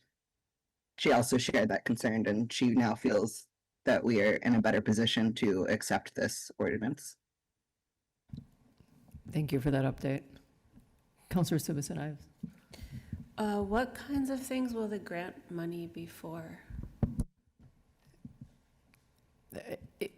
In a lot of towns, they're using it as demonstration projects. So it could be that we decide that we want to put a solar canopy on the parking lot here in the John's On, which would give some more shade to people as well as generate electricity. So that's one option. I know Ashfield is doing a solar project with their wastewater treatment plant.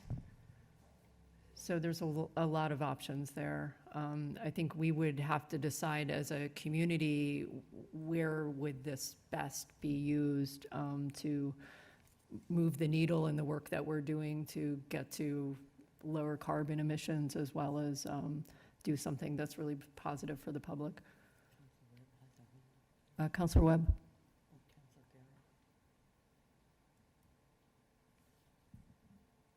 Also, I guess to add to that, we're talking a lot about this in the Sustainable Greenfield Implementation Committee when we meet next Thursday, 4:30, or at 4 p.m. I mean. So that's also an excellent time to learn more about the climate leaders and the next steps that we need to take and how we're deciding as a city and city departments to move forward with that. Thank you. Councillor Garrett? I just want to thank you for the leadership you've shown on this. This is something that has not come out of nowhere. It's been at least a year and a half. I know that you've been working on this.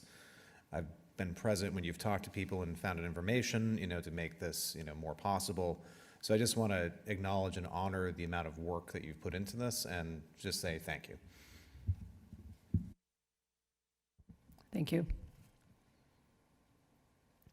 If there aren't any other discussions or questions, Clerk Scott, can we have a roll call?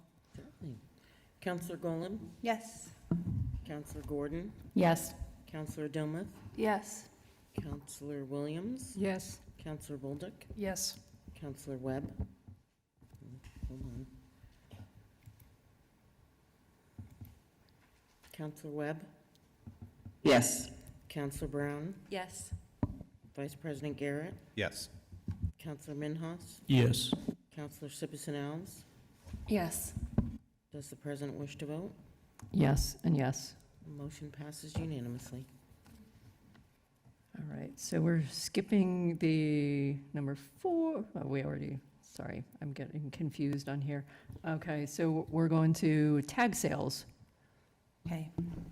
Order number fiscal year 26145. The City Council move that it be ordered that the Greenfield City Council amends the code of the City of Greenfield as written in the strike-through attached here to Chapter 394 tag sales, and further amends the code, and further that non-substantive changes be to the numbering of the ordinance be permitted in order that it be in compliance with the numbering format of the code of the City of Greenfield. Majority vote required. Second.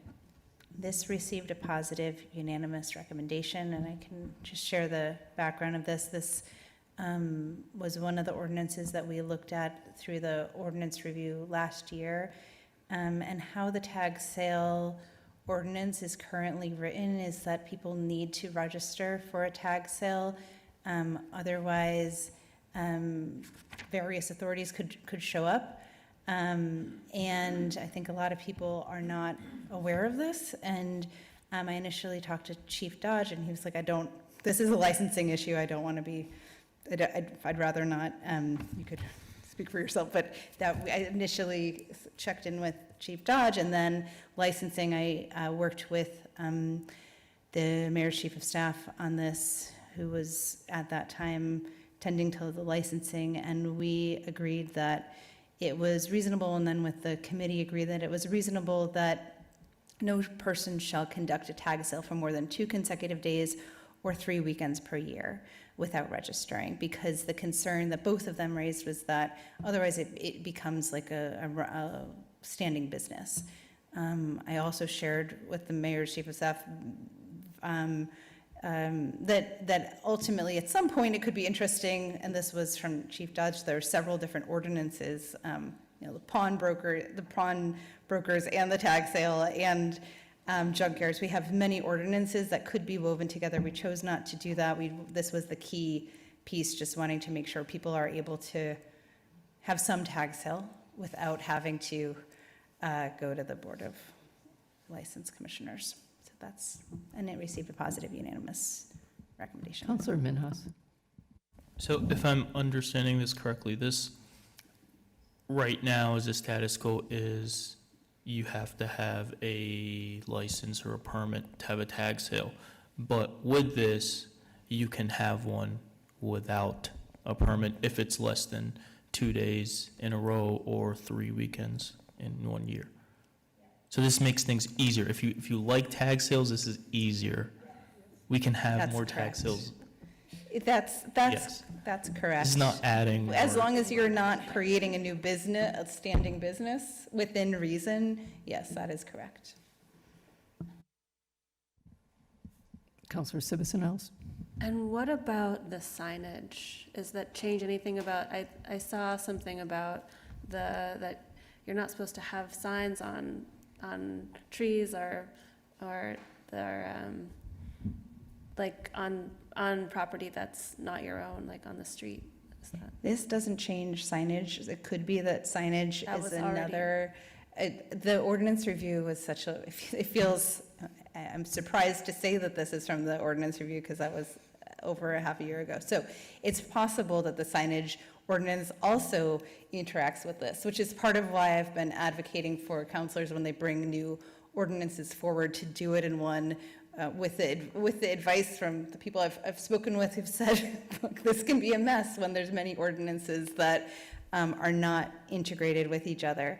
And I've really taken that to heart. So maybe this does not change that. And that signage ordinance could apply, but I don't think that's, there's a penalty. I think otherwise I probably would have noticed that at the time of the review. Thank you. I just had one question, and I appreciate the background because I just saw some stuff online, and we're not creating a new thing to regulate tag sales. We're making it easier, so I appreciate that. I understand why we removed the police chief from, why the fire would still be on here. It's a good question. I honestly did not ask the fire chief, and that's a good question. I would be open to an amendment if that's what you wanted to do. But actually, I think if you wanted to amend that, I would want to bring it back to committee because I would want to give that some more thought. That wasn't a question that we addressed. Councilor Gordon. This is a semi-educated guess, but I think it's because sometimes if people have tag sales that involve, actual structural parts of their property, we want the fire chief to be able to enter if it somehow creates a fire hazard. And so since that's very unlikely to happen, I think, I have no idea how much it's actually happened, but I don't see a reason to take that, power away from the fire chief. So I would vote for this as written. Thank you. I'm looking at Chief Dodge. I'm like, have we ever sent the fire folks over to a tag sale?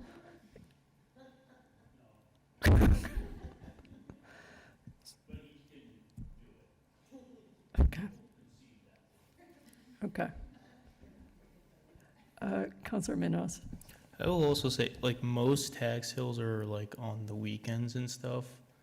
So is the chief out and about, or the building inspector? Okay. So will they even be active during those days?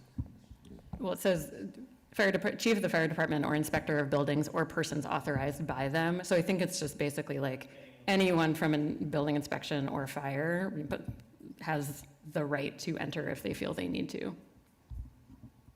It seems to me a reasonable precaution to take. There's no reason not to give them that right. Yeah, I think that's fine. I don't want to belabor it. Maybe at the next go-around, we can make this. Because it took 1.5 years to make these edits. So anybody want to discuss it any further? All right, so I will go to roll call. Counselor Golub? Yes. Counselor Gordon? Yes. Counselor Dilmuth? Yes. Counselor Williams? Yes. Counselor Bolduc? Yes. Counselor Webb? Oh, hold on. Counselor Webb? Yes. Counselor Brown? Yes. Vice President Garrett? Yes. Counselor Minhaus? Yes. Counselor Sibbison Alves? Yes. Does the president wish to vote? Yes, and yes. The motion passes unanimously. Thank you. So we're going to the rental registry. Yes. Okay. Order number fiscal year 26141. The City Council move that it be ordered that the Greenfield City Council amends the code of the City of Greenfield by adding Chapter 4349, rental registry with inspections as attached hereto, and further amends the table of contents and index of contents of the code, and further that non-substantive changes to the numbering of the ordinance be permitted in order that it be in compliance with the numbering format of the code of the city of Greenfield. Majority vote required. Second. So this received a positive unanimous recommendation with an amendment to really taking seriously the advocacy for making sure that there are funds dedicated to enforcement and dedicated to the legal fees for the health department, for example. We put forward an amendment saying that along with this, a restricted fund would be created so that the funds that are being gathered for this are held in a specific place and would be used only for this purpose, instead of them being going to the general fund, which could be used for anything. And I asked for the attorney to give an opinion to make sure that it would be possible to create that restricted fund. And the attorney responded saying they didn't have enough time to give a thorough response, but that it is legally tricky. I could read it, I have it here, but it's legally tricky to set up that restricted fund. We know that it's possible. We have enterprise funds and revolving funds and restricted funds, but we're not clear yet how to do that. And so with that, that was the response. I personally am advocating for this to go back to the committee so that when we vote on it as a full council, it includes that fund so we can be sure that the funds are dedicated to this purpose. I will likely make a motion to table, but I'm not making that motion yet in order for the council to be able to discuss this. Thank you. And that will also be my recommendation. Councilor Garrett. So I've been working on this for more than a year, and maybe probably frankly the longest that something has been cooking as far as stuff on our agenda. I'm comfortable with tabling it to make sure we get this right, so I just want to say that right off the bat. I'm happy to answer any questions about the actual contents of the ordinance, but I also just want to take a moment just to emphasize the role of legal counsel in the decision-making process about when these ordinances are able to come before the council. It took 2 months for the city's attorney to basically give us the feedback that we needed to get this submitted for this month. And now, unfortunately, we have to wait longer, and again, it's worth it to do something correctly.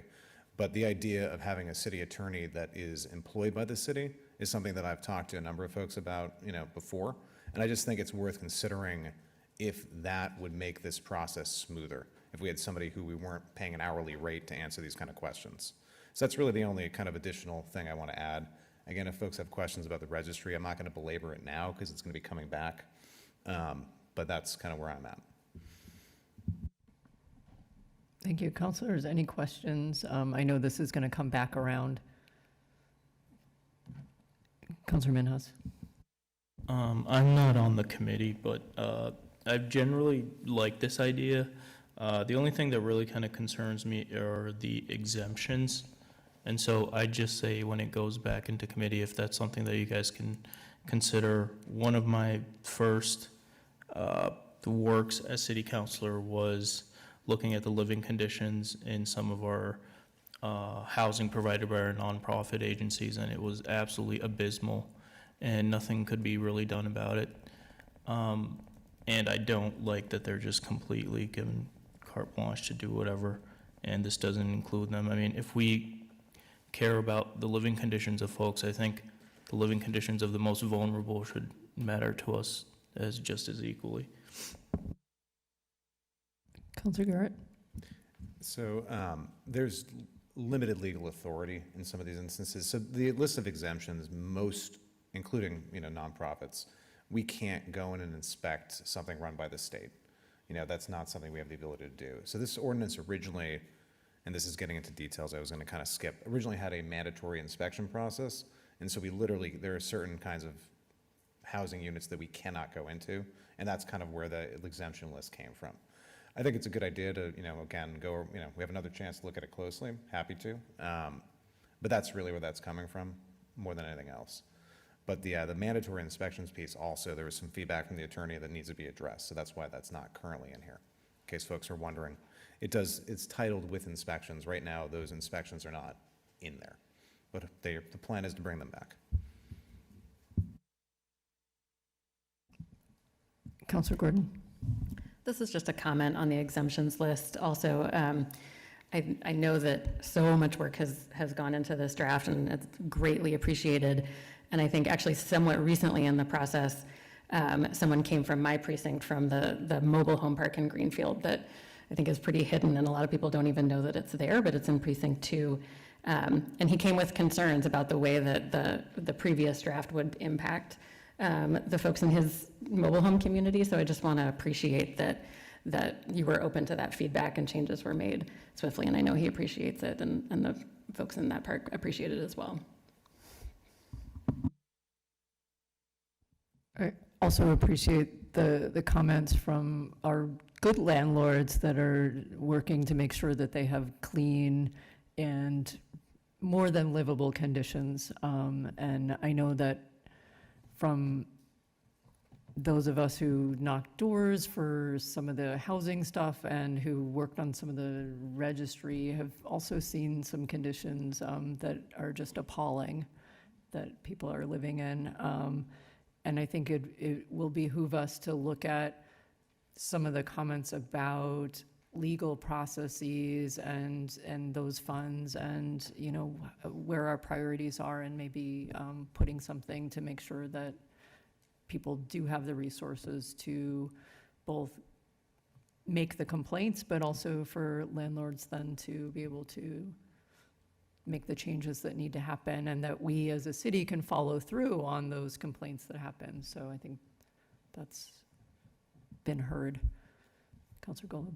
Yeah, I want to echo that, because it hadn't occurred to me to create the separate fund until hearing your comments from the community, and then something you said, and I hadn't considered that. So I'm grateful for the comments, and I likely will support this, but because of the comments, I may not be on the vote the same way that all community members would like, but it'll become a better ordinance because of comments from the community. And thank you for your patience and willingness to keep working on this and all the work you've put into this. It hadn't occurred to me right until that in the discussion, so I'm grateful for both of that.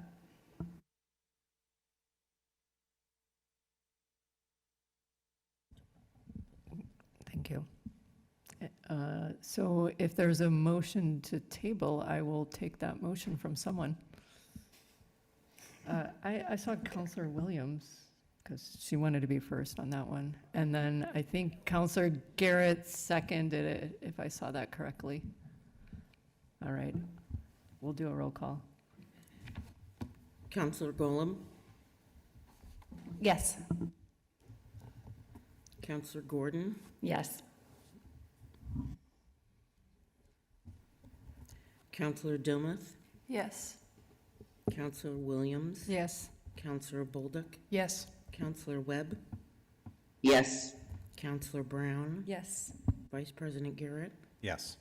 Councilor Minhas? Yes. Councilor Siverson Elves? Yes. Does the president wish to vote? Yes and yes. The motion is tabled. Thank you. Staying with A and O, we'll go to appointments and reappointments.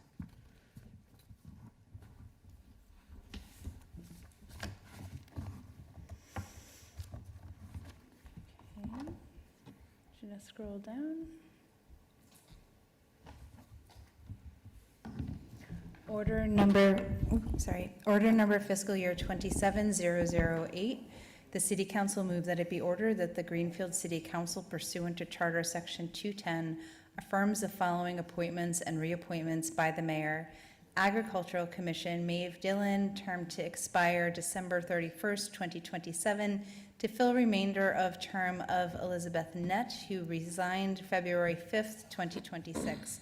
Conservation Commission, Emily Bolduc, term to expire December 31st, 2029. Zoning Board of Appeals, Erica Green, term to expire December 31st, 2027, and Charles Roberts, term to expire December 31st, 2028. Both are moving from alternate to full-time members, majority vote required. Second. And this received a positive unanimous recommendation with gratitude as always. Roll call, please.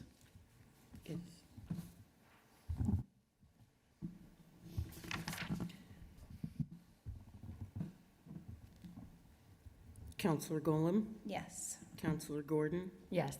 Counselor Dilmuth, Yes. Counselor Williams, Yes. Counselor Bolduc, Yes.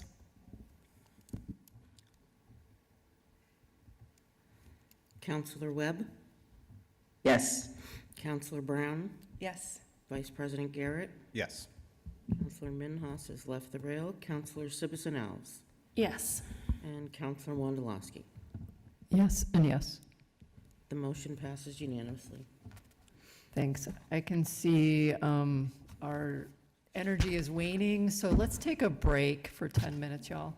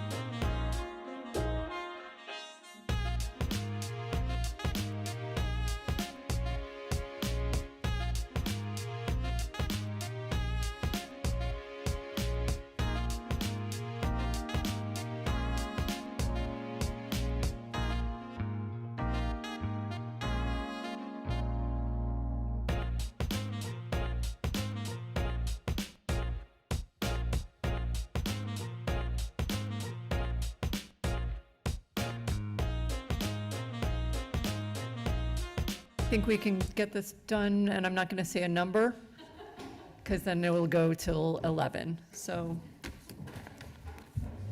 Okay, so we are on. So it is not 8:43, and we're back on order, and we're now on page 48, which is the Poet's Seat Tower. And I have Counselor Williams, who's subbing in for Ways and Means this evening, so thank you. Okay, point of information. So in terms of proceeding with this, We will have to read the order before we do anything else. thank you so much. Order number FY 27-001, City of Greenfield, Massachusetts. The City Council, upon recommendation of Mayor DeSorja, move that it be ordered the sum of $100,000 be appropriated for the repairs of Poet's Seat Tower, and to meet said appropriation, the treasurer, with the approval of the mayor, is hereby authorized to borrow said sum of $100,000 pursuant to Massachusetts General Laws, Chapter 44, Section 8, or any other enabling statute, and the mayor is thereby authorized to apply for, contract for, accept, and expend any federal and/or state grant available for this project to be used to reduce the within appropriation. And further, the mayor is authorized to take any action necessary to carry out the intent and purpose of this project. Majority vote required. Do I have a second? Second. Ooh, took a while. We were like, I don't know if we're going to do this one. All right. So how did the Ways and Means talk about this? We approved this. We didn't talk too much about it. We approved it. Okay, discussion. Counselor Williams? Yes. So I would like to make a motion to, I don't know if the term is modify or change this appropriation. I would like to lessen this appropriation to $25,000 with the understanding that in order for us to have a clear-cut handle on what is required. Okay, so do I have a second to the amendment to amend this to 25,000? Second from Counselor Minhas. Discussion on the amendment. I see Gordon, Garrett, and then Golub. We're going with the Gs. I appreciate this amendment.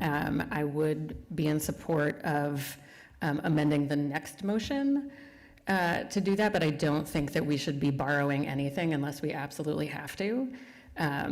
So that would be my preference in terms of amending either of these. Fine. Counselor Garrett, That was actually what I was about to say, so. are you a ditto? I am a ditto, and my question is, if we vote no on this, could it come back if we heard from constituents that they wanted this to come back, if the mayor decided to bring it back? Or does it need to be tabled in order to reconsider it within a certain amount of time? You just answered your question, so it can't come back if it's substantially the same, so it's better to table it. Okay, then I will motion to table this. But we have a motion on the floor, so we have to do the amendment, and then. Got it.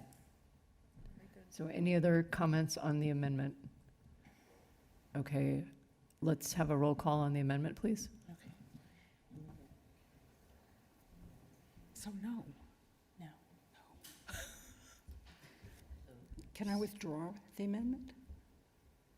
Is it possible to withdraw the amendment? Because I stand corrected by my colleagues here. It should be on the next one. May I withdraw the amendment? You may. Then I shall. And Councilor Minhas also has to agree.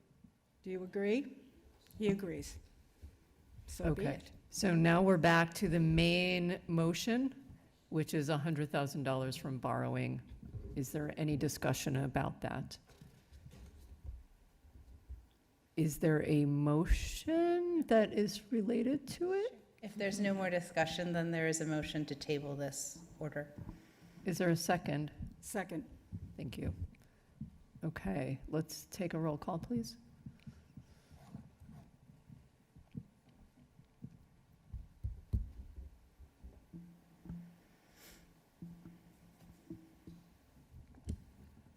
Counselor Golub?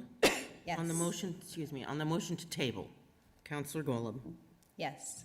Counselor Gordon, Yes. Counselor Dumeth, Yes. Counselor Williams, Yes. Counselor Bolduc, Yes. Counselor Webb, Yes. Counselor Brown, Yes. Counselor Vice President Garrett, Yes. Counselor Minhas, Yes. Counselor Sibbison Alves, Yes. President Wondolowski. Yes and yes. The motion is tabled. Okay, so now we go to the next one, Counselor Williams. Okay, so I have to read it as it stands and then proceed. Okay, it's only going to take me 4 years to get this clear. Order Why we number don't have term FY limits. 27002, City of Greenfield, Massachusetts.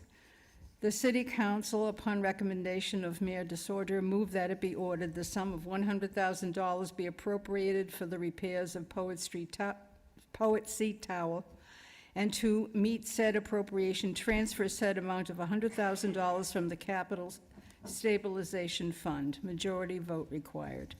Second. Okay. Is there an amendment to this motion? Yes, And what will it say? that it would be the sum of $25,000, not $100,000. Is there a second on the amendment? Counselor Minhas again? All right, I will open it up to discussion. Counselor Brown? On the amendment, that is. Yeah, I guess I'm wondering, in the borrowing, that order, it says that the mayor is allowed to apply for, accept grant funding, and then this order, it doesn't say that, so I'm wondering, like, why that is. Uh, And it seems like it might not be an issue anyway, because we're waiting, but it seems like, Clerk Scott might have an answer to that. So the appropriation, and Stephen, please correct me if I'm wrong, the appropriation from capital stabilization, we already have those funds. You are simply taking them from a fund we have to use them for said project. The borrowing, the language that is in the order directs you to financial parts of Mass General Law that you have to follow to borrow funds, because we don't have them. So it's just, the language is different to borrow than it is to appropriate from a current fund. There you go.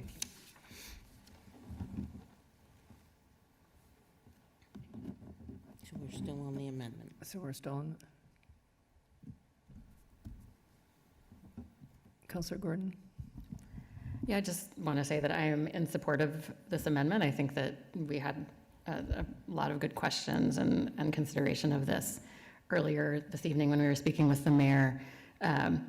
It seems like we're all on the same page in terms of our desire to keep the tower up and in good shape and wanting the city to be able to do that, but also doing it within reason and consideration of the many other demands on our city budget right now. So I hope that this is a good kind of happy medium where we can expend the funds that we need to right now in order to move this project forward and hopefully limit, any price increases of, future repairs. But yeah, I wouldn't be comfortable spending $100,000 on this right now, but I'm comfortable appropriating 25. So thank you for offering the amendment.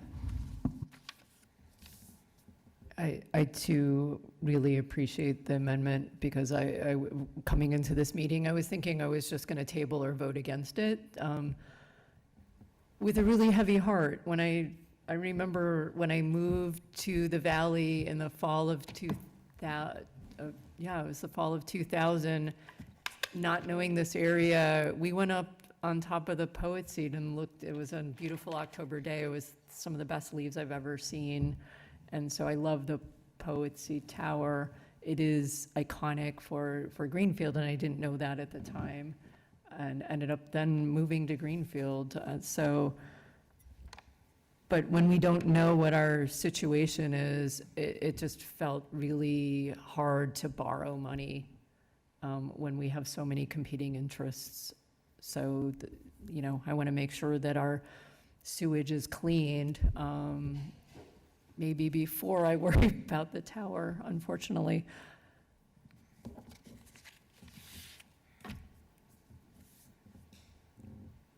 So I don't see any other comments, so we can do a roll call on the amendment. Counselor Golub? I may even pass because I'm still trying to figure this one out. It sounds like it'll pass, and I am of the mind that I would like to see a comprehensive plan from the city of the different priorities before making any capital expenditures, because I'm seeing the things that were delayed, and I don't think that this is necessarily of greater, more significant priority than the things that we are currently not. I don't yet know how we're paying for. I hear that we'll be borrowing. I'm concerned about that. Tax payments are one of my constituents' biggest concern, one of all of our constituents' biggest concerns. So I am not even yet sure how I will vote on this, but I'm not making a motion to table because it doesn't seem like that's the spirit of the council right now. But I don't know how in good faith I can vote to make a capital expenditure when other capital needs are not, when I'm not clear how those will be also met. Counselor Webb? I feel the same way as Councillor Golub. I love Poet's Seat, but it feels so irresponsible. But at the same time, I also know that like the longer we kick it down the road, the more expensive it gets, and if it gets more damaged, I think I would be in favor of seeing a comprehensive layout of our finances and our capital plans and what's actually going on before saying yes to this.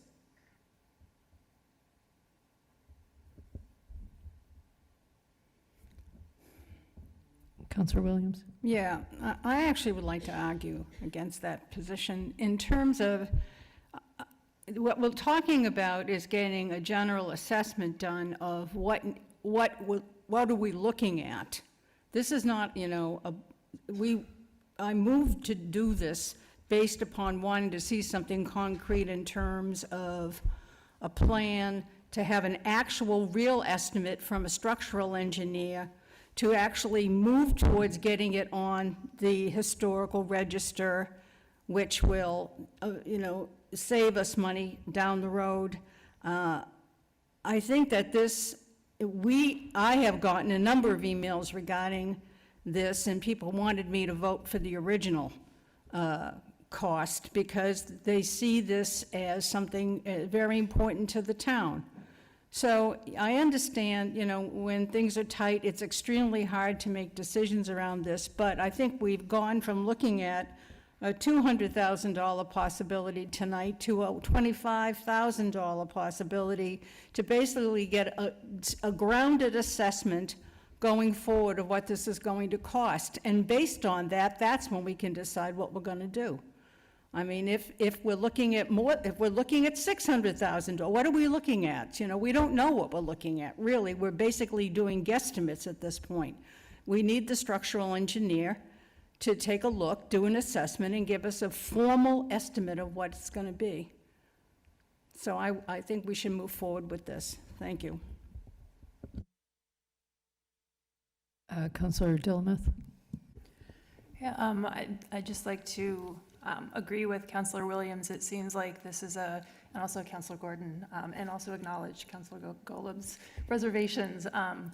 This seems like a reasonable immediate step so that, as you say, we're able to fully understand what is needed going forward, and then also to start that process of getting the historical designation so that it puts us in a position to better know what our options are for finding the funding in future. So not a easy decision, but this does seem like a reasonable compromise to do the minimum that's necessary to avoid kicking this down the road where things could get a lot worse. And also just so that we have a better handle, like you said, of what we're dealing with.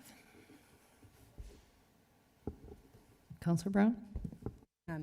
Just ditto, agreeing with the amendment and your comments, and just from my perspective, it's a safety concern and it's blight, and it'll be a sunk cost regardless. Like we can't just like walk away and not spend money, so we're going to spend this, and we might as well spend this and do this, you know, get it moving sooner, so that way then we're more informed with all the decisions that are to come. Councillor Golub? I'm curious what the seasonality of the situation is. Like, if we were to, does the assessment have to happen within specific months, given the cold? If we got the assessment by a certain time, would then improvements be able to happen by a certain time? Like, when do we need to get this assessment?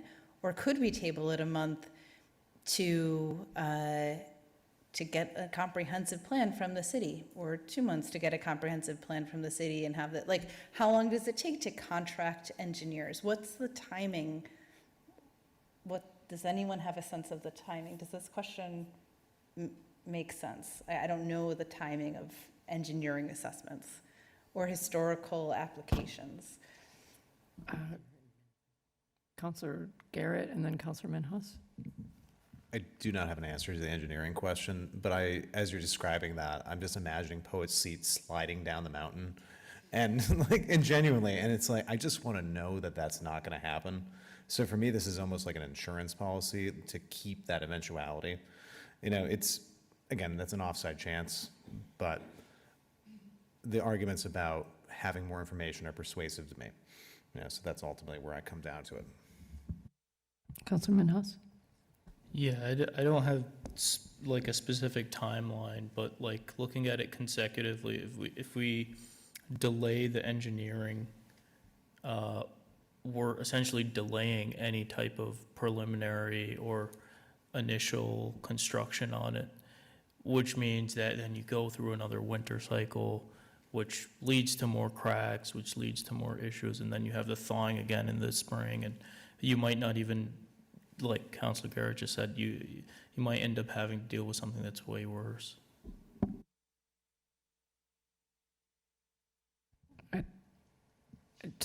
I think knowing sooner what the issues are will help us when we're also looking at the comprehensive plan of all the other things that are going on in the city.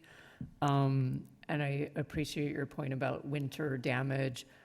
I don't think it's the same as like putting a tarp over it over the winter, but there may be things, if we know information, that they can do to help it make it through the winter in better condition than getting worse. And Councillor Webb? Yeah, I feel convinced to vote yes on the 25,000. That's all. Any other discussion? Okay. We can do a roll call, and this is on the amendment.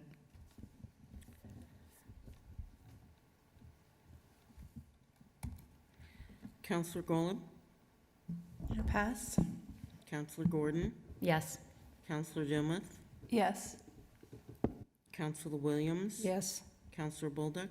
Yes. Councillor Webb? Yes. Councillor Brown? Yes. Vice President Garrett? Yes. Councillor Minhaus? Yes. Councillor Sibusan-Alves? Yes. Councillor Golub? No. Does the president wish to vote? Yes, and yes. The motion passes by majority. Now we have to vote the main motion as amended. So now we're coming back to the main motion as amended. Councillor Golub? No.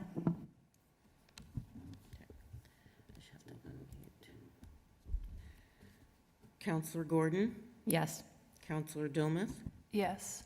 Councillor Williams? Yes. Councillor Bolduc? Yes. Councillor Webb? Yes. Councillor Brown? Yes. Vice President Garrett? Yes. Councillor Minhaus? Yes. Councillor Sibusan-Alves? Yes. Does the president wish to vote? Yes, and yes. The motion passes by majority, as amended. Thank you. All right, we're coming to item 12, which is the Community Preservation Committee. And that is still with Counselor Williams on page 50. Okay, order number FY 27-003, City of Greenfield, Massachusetts. The City Council, upon recommendation of Mayor DeSorger, move that it be ordered the sum of $322,000 be appropriated for the fiscal year 2027 operations of the Community Preservation Committee. Majority vote required. How did this come out of? In favor. Thank you. Any discussion or questions? I just want to kind of clarify the background that this is the money that we anticipate coming in, and so this is us being able to release those funds to the committee, correct? Okay, thank you. So it's not a new appropriation. Great. All right, we are ready for a roll call. Counselor Golub, Yes. Counselor Gordon, Yes. Counselor Dometh, Yes. Counselor Williams. Yes. Oops. Counselor Bolduc, Yes. Counselor Webb, Yes. Counselor Brown, Yes. Vice President Garrett, Yes. Counselor Minhas, Yes. Counselor Citizen Alves. Yes. Does the president wish to vote? Yes, and yes. Motion passes unanimously.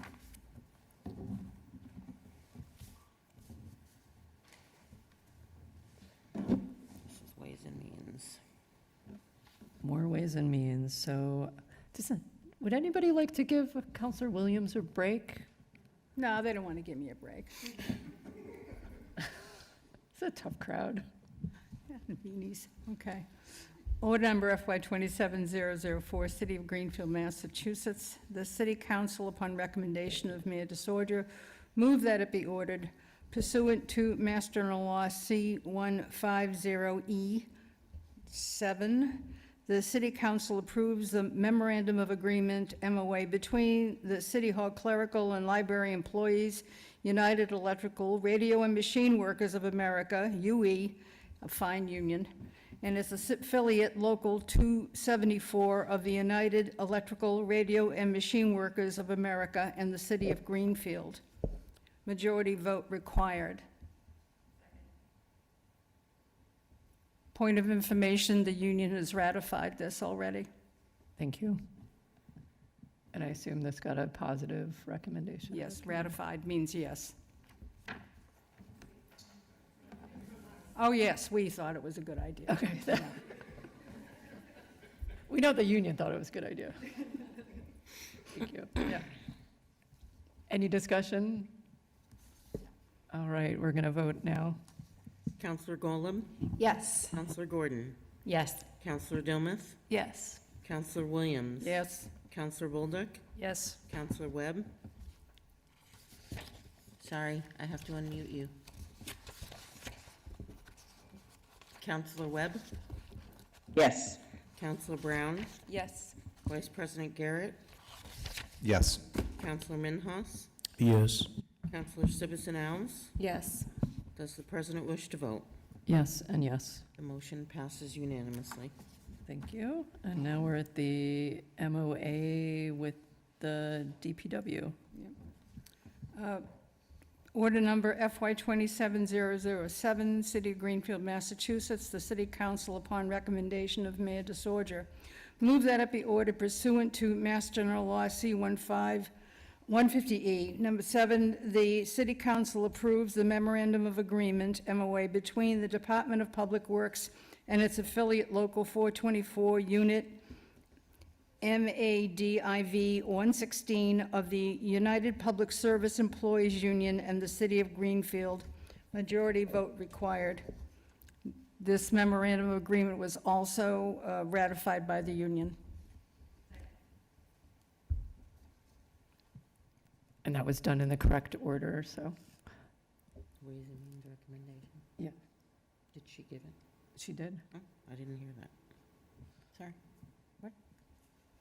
I didn't know if you had given the Ways and Means recommendation. I didn't hear. Yes, it was fully recommended. Any discussion? Great. We will vote.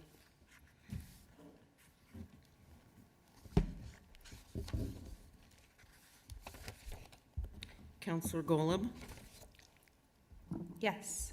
Counselor Gordon, Yes. Counselor Dilmuth, Yes. Counselor Williams, Yes. Counselor Bolduc, Yes.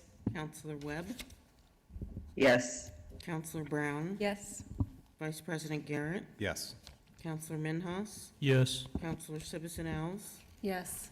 Counselor President Wondolowski, would you like to vote? Yes and yes. The motion passes unanimously.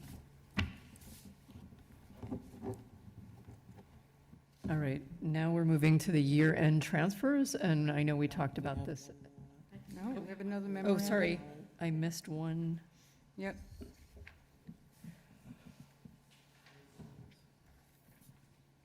All right, and this is a Ways and Means. Order number FY 27024, City of Greenfield, Massachusetts. The City Council, upon recommendation of Mayor DeSorger pursuant to Mass General Law C-150E Number 7, the City Council approves the memorandum of agreement, MOA, between the United Public Service Employees Union Local 424M Central Maintenance and the City of Greenfield. Majority vote required. This got positive recommendation from Ways and Means, and this has also been ratified. Second. We'll go for a vote.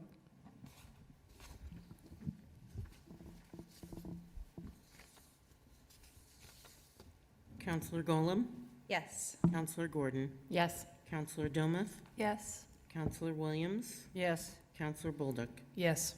Counselor Webb, Yes. Counselor Brown, Yes. Vice President Garrett, Yes. Counselor Minhas, Yes. Counselor Sibusan Alves. Yes. Does the president wish to vote? Yes and yes. The motion passes unanimously. Okay, now we're at the year-end transfers. And that is Ways and Means again. I'm sorry, I don't remember doing these. that was page 98. It went straight, so it doesn't need a first and second reading, aren't required, so you haven't seen this yet. Okay, thank you. So it is new to you It is and new me. to all of us. Okay. Order number FY 27012, City of Greenfield, Massachusetts. The City Council, upon recommendation of Mayor DeSorger, move that it be ordered the following sums be transferred from 01009-120 workers' comp insurance expense, $145,000. 01009-400 liability insurance expense, $18,000. 01007-510 debt interest expense, $6,800. 01008-200 FERCog assessments expense, $3,000, total $172,800, into the following accounts: 01008-300 state assessments expense, $172,500. 01009-170 non-contributory retirement expense, $300, total $172,800. Majority vote required. Is there a second? Second. Right, discussion, and I see that Stephen has come up to answer any questions folks might have.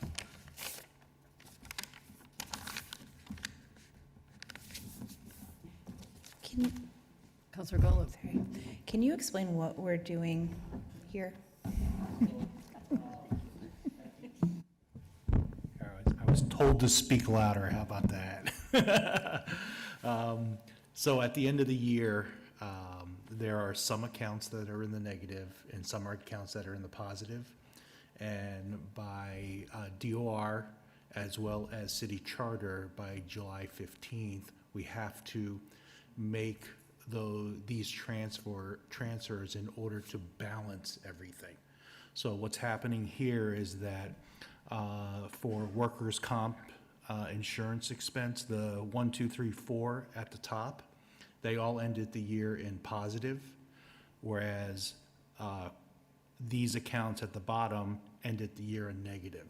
So we kind of pick things that match up fairly well, so they balance themselves out.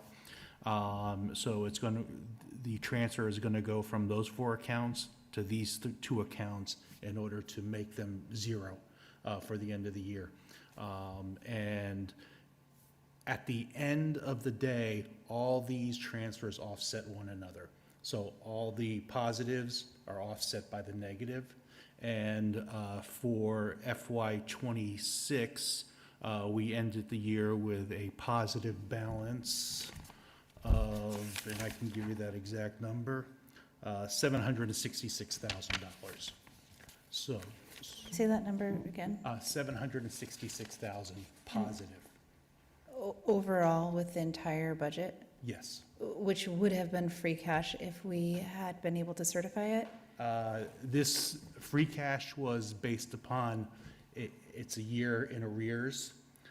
So when we do this, 766 would be part of free cash. But what we've gotten caught up with is the balancing of the actual cash book to the accounting cash book. So like last year, we ended the year with a positive balance. There's no question. But we can't reconcile that positive cash book to the positive end of the year balance.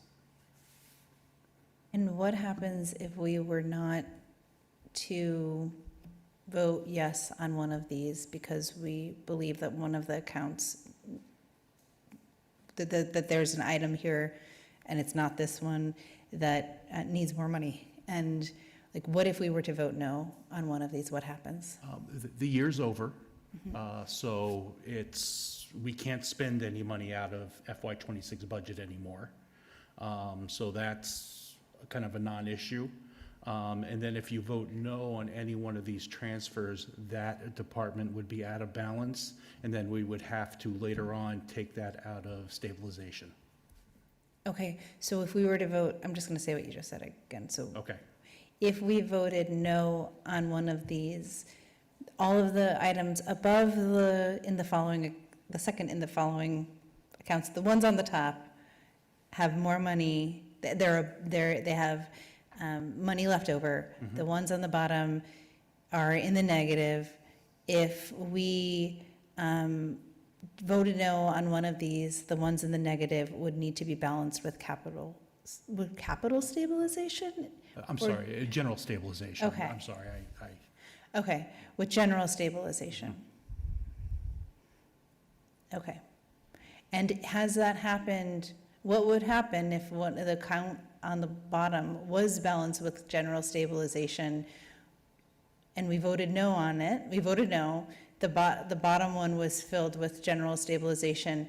Would the top one, that department would keep that money from last year? No. No. What would happen to that money? it would just flow to, so if you're talking the top, Yeah. it would flow to the bottom line, and that 766 would become greater.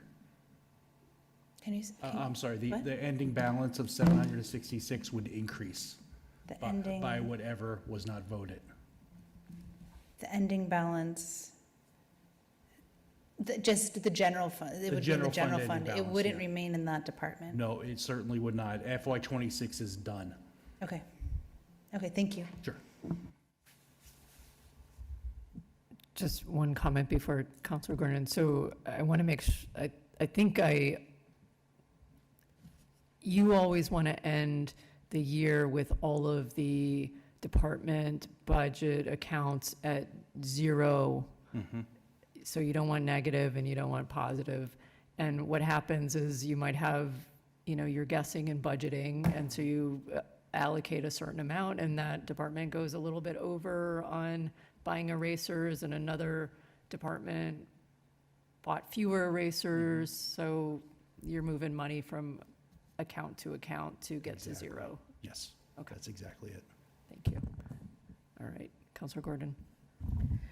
Can you explain why like some of these financial orders seem duplicative or seem to contain the same transfers to and from, but they're not entirely duplicative? So like, for example, order number FY 2713 has sums to be transferred from the Veterans Department and the Health Department. And then order number FY 17 also contains that long list contains those two transfers.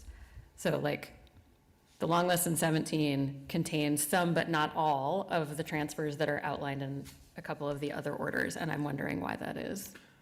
Hold on a second, let me make sure. So like FY 2717, Sorry, 15. oh, 15, okay. Yeah, the long list in 15. So Sorry, there are a lot of orders here, that's partly why I'm Yeah, confused. there are. So let's see. I think I can answer this because the expense accounts are different than the salary accounts, and so some of these are salary accounts. Yeah, we have to separate expense and salary.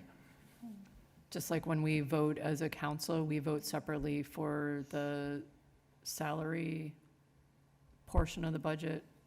But now my question stands because like the Veterans Department and Health Department expense accounts are the ones listed in 13 and also listed in 15. Oh, so what we're doing is taking enough from,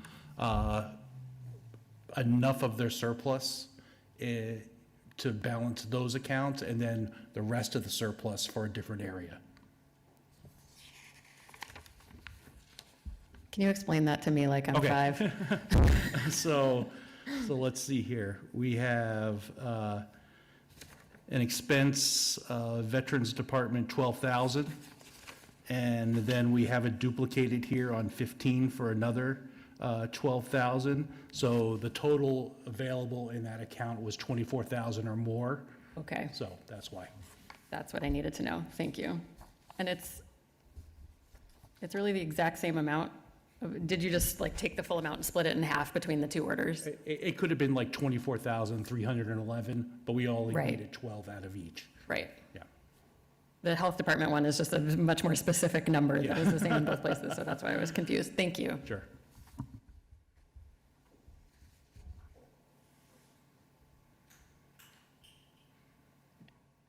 Any other questions?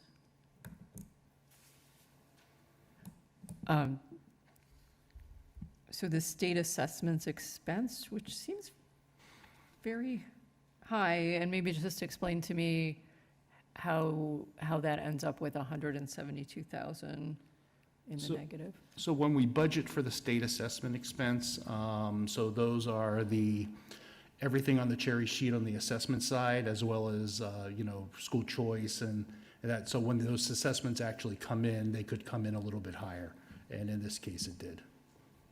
Thank you. I just want to make sure I understood what that, because assessment can mean a lot of different things. All right, if there aren't any other questions, then we can vote on this.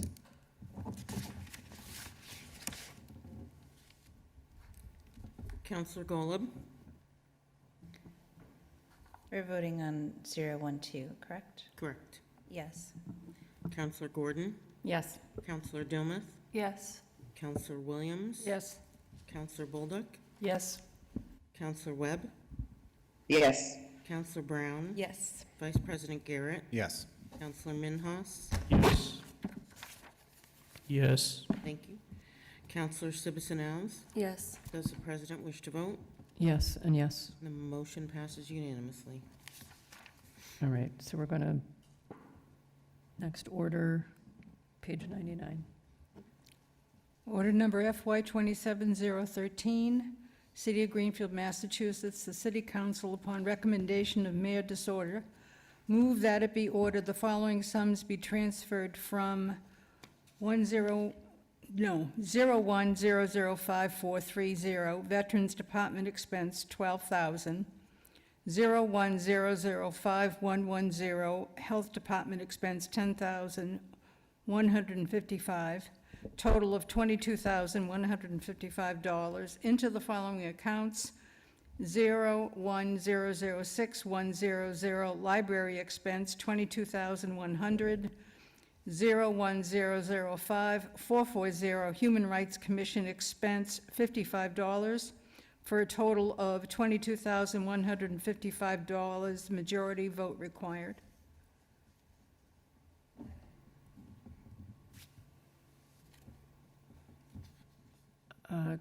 Counselor Gordon, do you have a question? Or was that the second? Okay, thank you. Counselor Golub? I will vote yes on all of these because it would be a moot point not to. But I just want to say that I don't like transferring funds away from the health department. We've had inspectors come here this year talking about how public health inspections are not being funded to the extent that they could be. There were ordinances dealing with public health that I didn't choose to update, but are not being, or that we as a committee didn't choose to update, but are not being enforced because of a lack of inspectors. There's probably more of a nuanced, more that could be said about that, but if it would keep money in the health department, I would vote no on this. Yeah, anything I could say about funding the health department and public health inspections, it's just incredibly important, and I feel it hurts my heart to have to vote to vote for this one. Yeah, what would you say to that? Do you say something? The money that's left over in health department expenses is actually their legal line. Some of this is just a matter of practicality. I put extra money in the health department legal line, and then the legal invoices come to the mayor's office. We spent a whole lot of legal this year that had to do with various properties and everything that could have been paid out of that 10,000 expenses, but what actually happened was I had to sign off on those and do all of the invoices, so it ended up coming out of legal in the city. So it just wasn't spent there. It's not like, so I actually watched the budgets as we're going through the year. And I thought, I knew they hadn't spent any of their legal. I actually decreased that and took it out of inspections because the bills come to me and Diana Letourneau does half of it. She does all the labor legal, which that was a little over this year because, we were settling so many contracts from the previous year, so you'd spend a lot of time doing it. We went way over in legal, and that was because we had a lot of housing issues that I'm actually delighted that we worked on and solved, and we just didn't bill that to the health department. So you'll see in a different part, legal was over. So some of it is kind of a matter of, it's important, but it is a little bit of housekeeping. That's where they go. There's two bills, and we don't even let anybody see all of the little details on all the legal things. I just send that to Patty to send through as a warrant. These are all the legal expenses for this month without anybody's name on it, or without the name of that property on it. So for people's privacy, et cetera, they're paid through the mayor's office, and then we just send the bill forward. So most of them come that way. Okay, thank you. I'm glad to hear that, and I'm glad to hear that cases were cleared up. That makes me feel a lot better voting on this, and I appreciate your work on that, and the health directors and the health department's inspectors' work on it, and just any opportunity I can take to advocate for funding the inspectors. Just right. Noted. Thank you. Thank you for your work on that. Anything else? All right, so we'll move forward with a vote. Counselor Golub? Yes.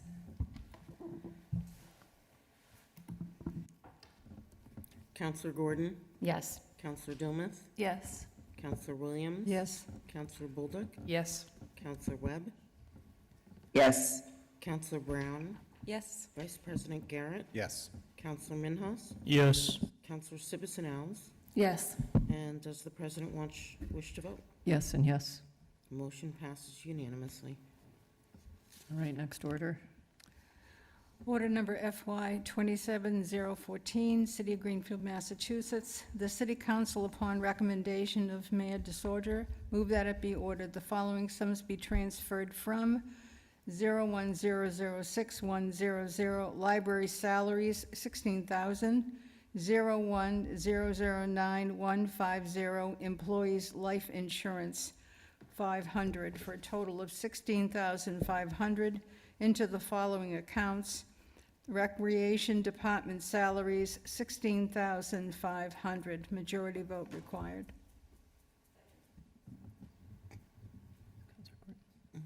Thank you. Discussion? We're ready for roll call. Counselor Golem? Yes. Yes. Yeah, yes. Counselor Dilmuth? Yes. Counselor Williams? Yes. Counselor Bolduc? Yes. Counselor Webb? Yes. Counselor Brown? Yes. Vice President Garrett? Yes. Counselor Minhas? Yes. Counselor Sibisanals? Yes. Does the president wish to vote? Yes and yes. The motion passes unanimously. Point of clarification. Will Counselor Williams have to read every single line on this? Yes, ma'am. Okay. How about somebody else start reading? I'm losing it. Counselor Minhas? Thank you. All of it? Page 101. And thank you for taking up the mantle. Yes.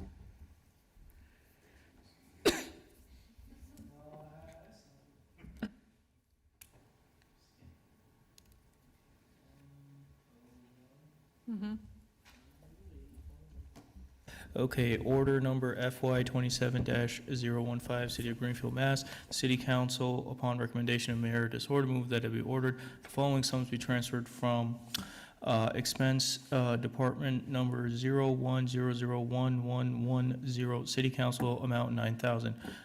Expense 01001200, Mayor, amount 3,000. Expense 01001250, Economic Development, amount 14,600. Expense 01001580, Tax Title expenses, amount 25,000. Expense 01001610, City Clerk Department, amount 4,000.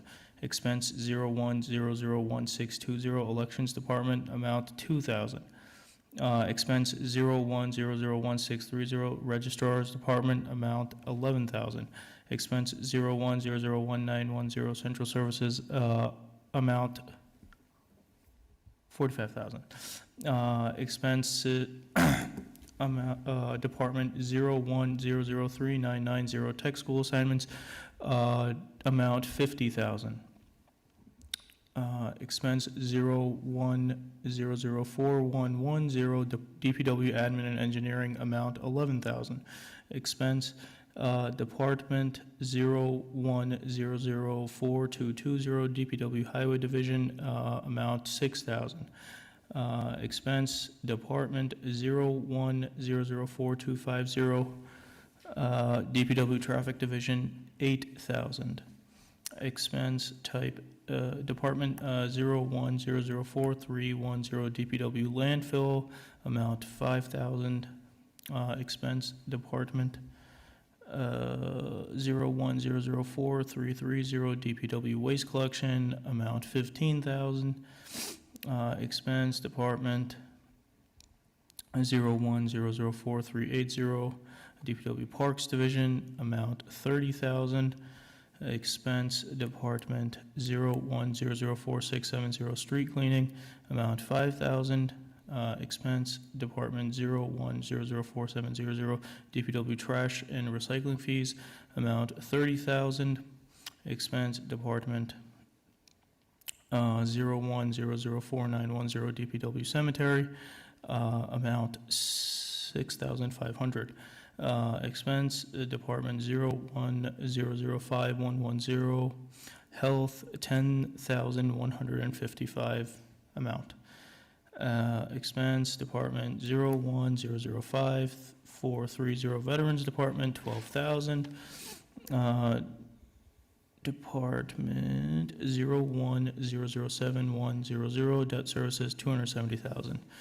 01007510, Debt Interest 100,000. 01007510, Debt Interest 65,200. Account, where was I? Okay. 01007510, Debt Interest 6,800. 01008200 for COG assessments 3,000. 01009120 workers comp insurance 145,000, and 01009400 liability insurance 18,000, for a total of 910,255. Oh, there's more. Next page. Oh, God, okay. Department 01001350, Accounting Department 96,500. 01001410, Assessors Department 16,500. 01001450, Treasurer Department 36,000. 01001510, Legal City 12,800. 01001520, Human Resources Department 5,500. 01001550, Management Information 59,000. 01001710, Conservation Commission 200. 01001770, Planning Department $100. 01001970, Energy Department 257,000. Department 01002100, Police Department 60,000. Department 01002120, Parking Department 1,000. Department 01002200, Fire Department 54,200.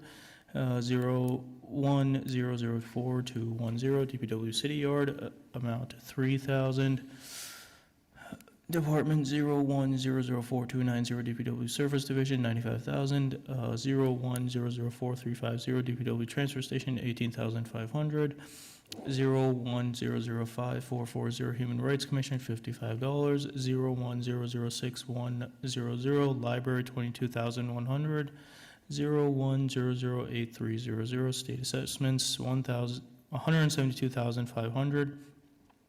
And Department 01009170, Non-Contributory Retirement $300, for a total of $910,255.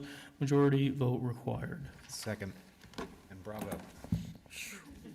I need some water. Any discussion? The only question I had, which on the previous page, you've got the debt interest in, for 3 separate amounts to make Counselor Minhas have to read it 3 times. I'm just wondering why that wasn't totaled together, and since it's the same account. I think when they sorted it with the cheat, that's how it came out, but I understand what you're saying. Thank you. All right, we're ready for a vote. Counselor Golub, Yes. Counselor Gordon, Yes. Counselor Dilmuth, Yes. Counselor Williams, Yes? Counselor Bolduc, Yes. Counselor Webb, Yes. Counselor Brown, Yes. Vice President Garrett, Yes. Counselor Minhas, Yes. Counselor Shiverson Els. Yes. Does the president wish to vote? Yes and yes. Motion passes unanimously. Thank you. Can I have another reader for for the number 16? Anybody have it pulled up, page 103? Thank you, Counselor Garrett. Order number FY 27016. The City Council, on recommendation of Mayor DeSorger, move that it be ordered the following sums be transferred from salary 01001550, management information, $40,500. 01001920, central maintenance, city hall. Salary, and it's $12,700. Salary 01002100, police department, $66,000. Salary 01002410, building inspection, $7,000. 01002910, emergency management department, that's a salary, and it's $5,000. Salary 01002920, animal control department, $3,500. Salary 01004220, Department of Public Works, DPW Highway Division, $98,500. Salary 01005110, Health, $17,200. Salary 01005430, Veterans Department, $9,100. Salary 01006100, Library, $16,000. Salary 01009150, Employees Life Insurance, $7,000. Salary 01009150, Employee Life Insurance, $500, for a total of $83,000.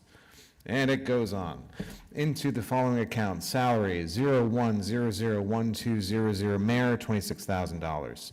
Salary 01001230, Executive Administration, $3,300. Salary 01001610, City Clerk Department, $1,100. Salary 01001770, Planning Department, $10,100. Salary 01001910, Central Services, $12,700. Salary 01002130, Dispatch Department, $40,000, $500. Salary 01002200, Fire Department, $48,000. Salary 01002490, Animal Inspection, $2,200. Salary 01004330, DPW Waste Collection, $56,000, $500. Salary 01004380, DPW Parks Division, $42,000. Salary 01005410, Council on Aging, $24,100. Salary 01006300, Recreation Department, $16,000.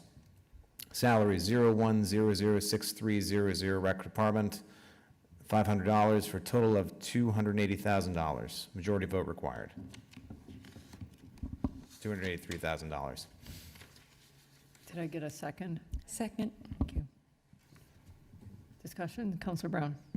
More just a question that, why didn't this go to Ways and Means first?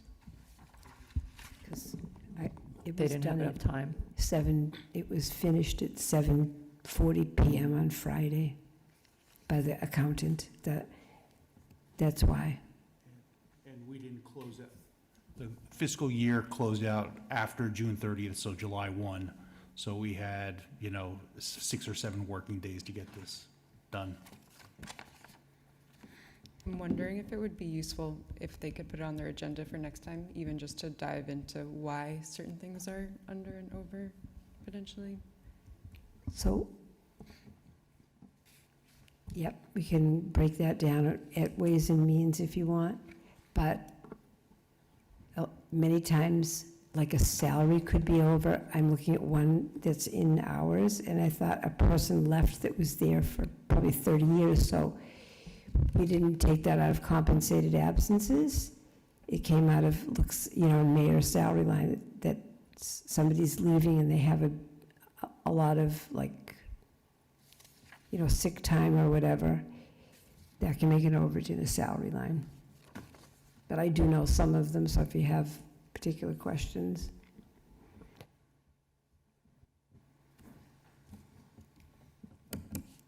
Yeah, probably just, for me, it's the ones that stand out of the larger ones. So is it that somebody was hired that was unanticipated? Or, if I look at like the DPW waste or fire department, that's probably overtime. They were significantly, they had high overtime, and, going that was one of the budgets that was the most in the negative, and we had several people that left there as well, besides overtime that was over. There were large buyouts in, or people that left. And so they have a lot of seniority, and then there's a lot of like sick time and et cetera. Thank you. Counselor Citizen Alves?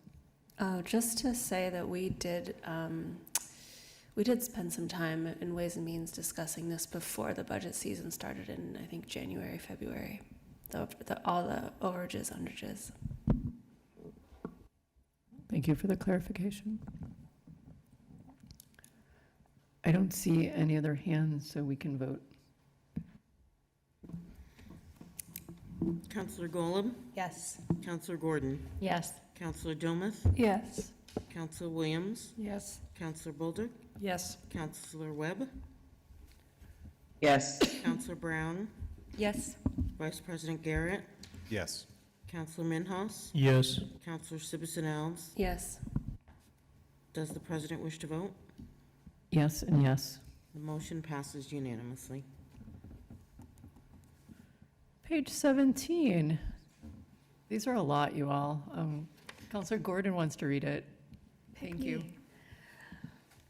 Order number FY 27-017. The City Council, upon recommendation of Mayor DeSorger, moves that it be ordered the following sums be transferred from 01007100 debt service expense, $270,000, 01007510 debt interest expense, $100,000, 01001910 central services expense, $45,000, 01001580 tax title expenses, $25,000, 01001250 economic development expense, $14,600, 01001630 registrar's department, $11,000, 01001110 city council expense, $9,000, 01001610 city clerk expense, $4,000, 01001200 mayor office expense, $3,000, 01001620 elections department expense, $2,000, for a total of $483,600 into the following accounts: 01001970 energy department expense, $257,000, 01001350 accounting department expense, $96,500, 01001550 management information expense, $59,000, 01001450 treasurer department expense, $36,000, 01011410 assessors department expense, $16,500, 01001510 legal city expense, $12,800, 01001520 human resources department expense, $5,500, 01001710 conservation commission expense, $200, 01001770 planning department expense, $100, for a total of $483,600. Majority vote required. Second. Any comments or discussion? My only comment, I know that you let us know that the big energy department expense, so this was not something new for the council. Okay, we can vote.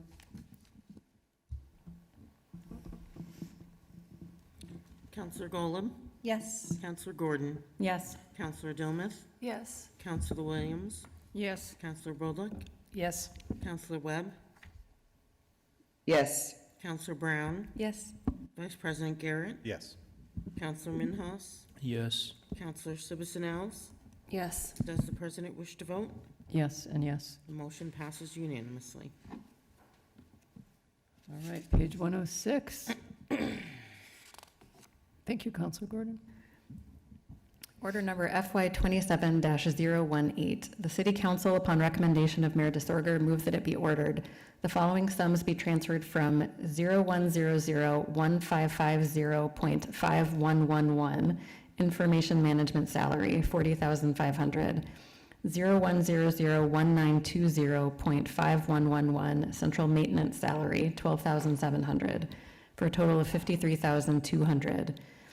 Into the following accounts: 0100-1200.5111, Mayor Salary, $26,000. 0100-1910, Central Services Salary, $12,700. 0100-1770, Planning Department Salary, $10,100. 0100-1230.5111, Executive Administration Salary, $3,300. 0100-1610, City Clerk Department Salary, $1,100, for a total of $53,200. Majority vote required. Second. Any discussion? Counselor Golub? Can you share why the additional, or that 26,000 went into the mayor's salary? What that was for? Licensing. Okay. That was You were covering that. licensing buyout, and also that individual was not there for quite a while, so there was, some of that work was picked up by people in the mayor's office for. Yeah, I'm aware of that. Yeah. That makes sense to me. Thank you. All right, we're ready to vote. Counselor, excuse me. Wrong button. Counselor Golub? Yes. Counselor Gordon? Yes. Counselor Domas? Yes. Counselor Williams? Yes. Counselor Bolduc? Yes. Counselor Webb? Yes. Counselor Brown? Yes. Vice President Garrett? Yes. Counselor Binhouse? Yes. Counselor Citizen Els? Yes. Does the president wish to vote? Yes and yes. The motion passes unanimously. Anyone up for the next page, 107? Okay, we'll let you keep going. More interesting than listening. No offense to anybody. Order number FY 27-019. City Council, upon recommendation of Mayor DeSorger, move that it be ordered the following sums be transferred from 0100-5110, Health Department Salaries, $17,200. 0100-5430, Veteran Department Salaries, $9,100, for a total of $26,300. Into the following accounts: 0100-5410, Council on Aging Salaries, $24,100. 0100-2490, Animal Inspection Salaries, $2,200, for a total of $26,300. Majority vote required. Second. Counselor Golub? Sorry, I'm talking a lot tonight, but this salary line from the health department is different than the legal expenses. Can you share why the salary, the health department salary wasn't used?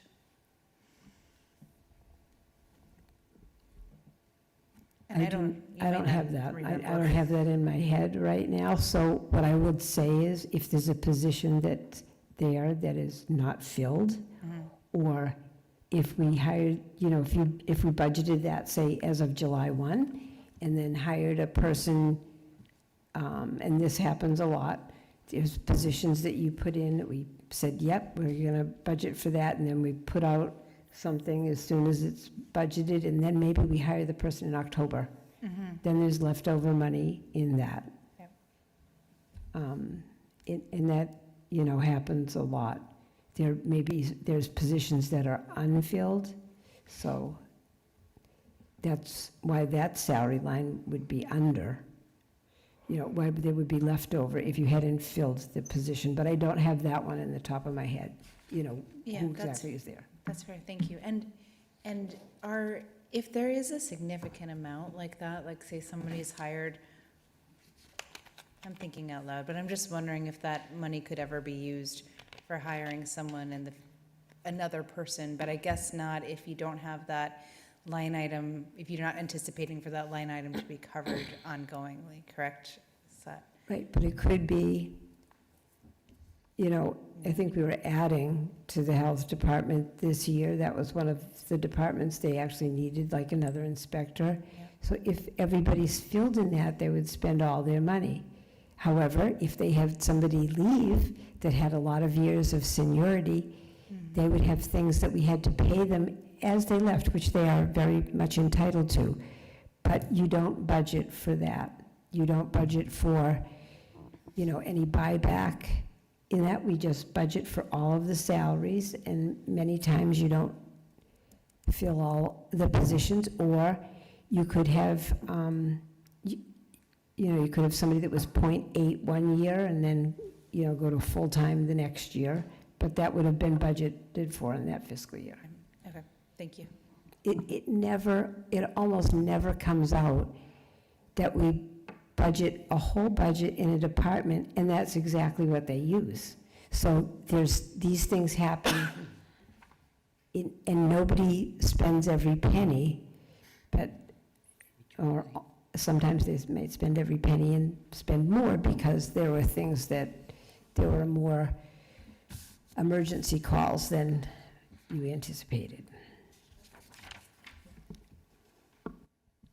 I'll just comment, it also appears that there's a lot of ins and outs where you're trying to match up the numbers, so it might not be like it was that position, because I see some money moving in and out as you're doing, I don't know if I want to say Tetris, but it feels like there's just a lot of moving parts here, so I appreciate all of the, it makes my head hurt a little bit to think, to see all these lines, and then you had to figure out how to match them from all the different places, so thank you. Any other comments, questions? Okay. Counselor Golub, Yes. Counselor Gordon, Yes. Counselor Dilmuth, Yes. Counselor Williams. Yes. Counselor Bolduc, Yes. Counselor Webb, Yes. Counselor Brown, Yes. Vice President Garrett, Yes. Counselor Minhas, Yes. Counselor Cibicin-Alves. Yes. Does the president wish to vote? Yes and yes. The motion passes unanimously. Great, we're on the next page. Order number FY 27-020. City Council, upon recommendation of Mayor Disorder, move that it be ordered the following sums be transferred from 01007510 debt interest expense, $65,200, 01003990 tech school assessments expense, $50,000, for a total of $115,200, into the following accounts: 01002100 police department expense, $60,000, 01002200 fire department expense, $54,200, 01002120 parking department expense, $1,000, for a total of $115,200. Majority vote required. Second? Counselor Brown. Not sure if you remember off the top of your head, but what the police and fire expenses are? I know the overage in the police, it was all it was the vehicle maintenance, it's way over. Fire department expense, I can't remember offhand, but we can get that to you at the next Ways and Means meeting. Their overtime would have been under the salary line, right? Overtime would have been under salaries, so I remember they were over in overtime. I don't remember what was over in expenses in their department, but everybody's, if they had vehicles, the vehicle maintenance this year was like 200% more than you'd expected. It's just the increase in cost.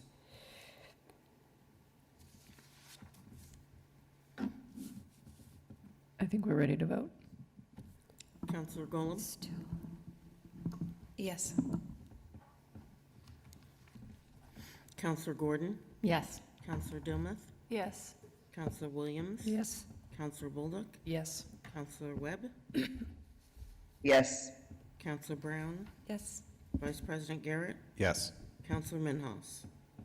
Yes. Yes. Counselor Sibbison Alves? Yes. Does the president wish to vote? Yes and yes. The motion passes unanimously.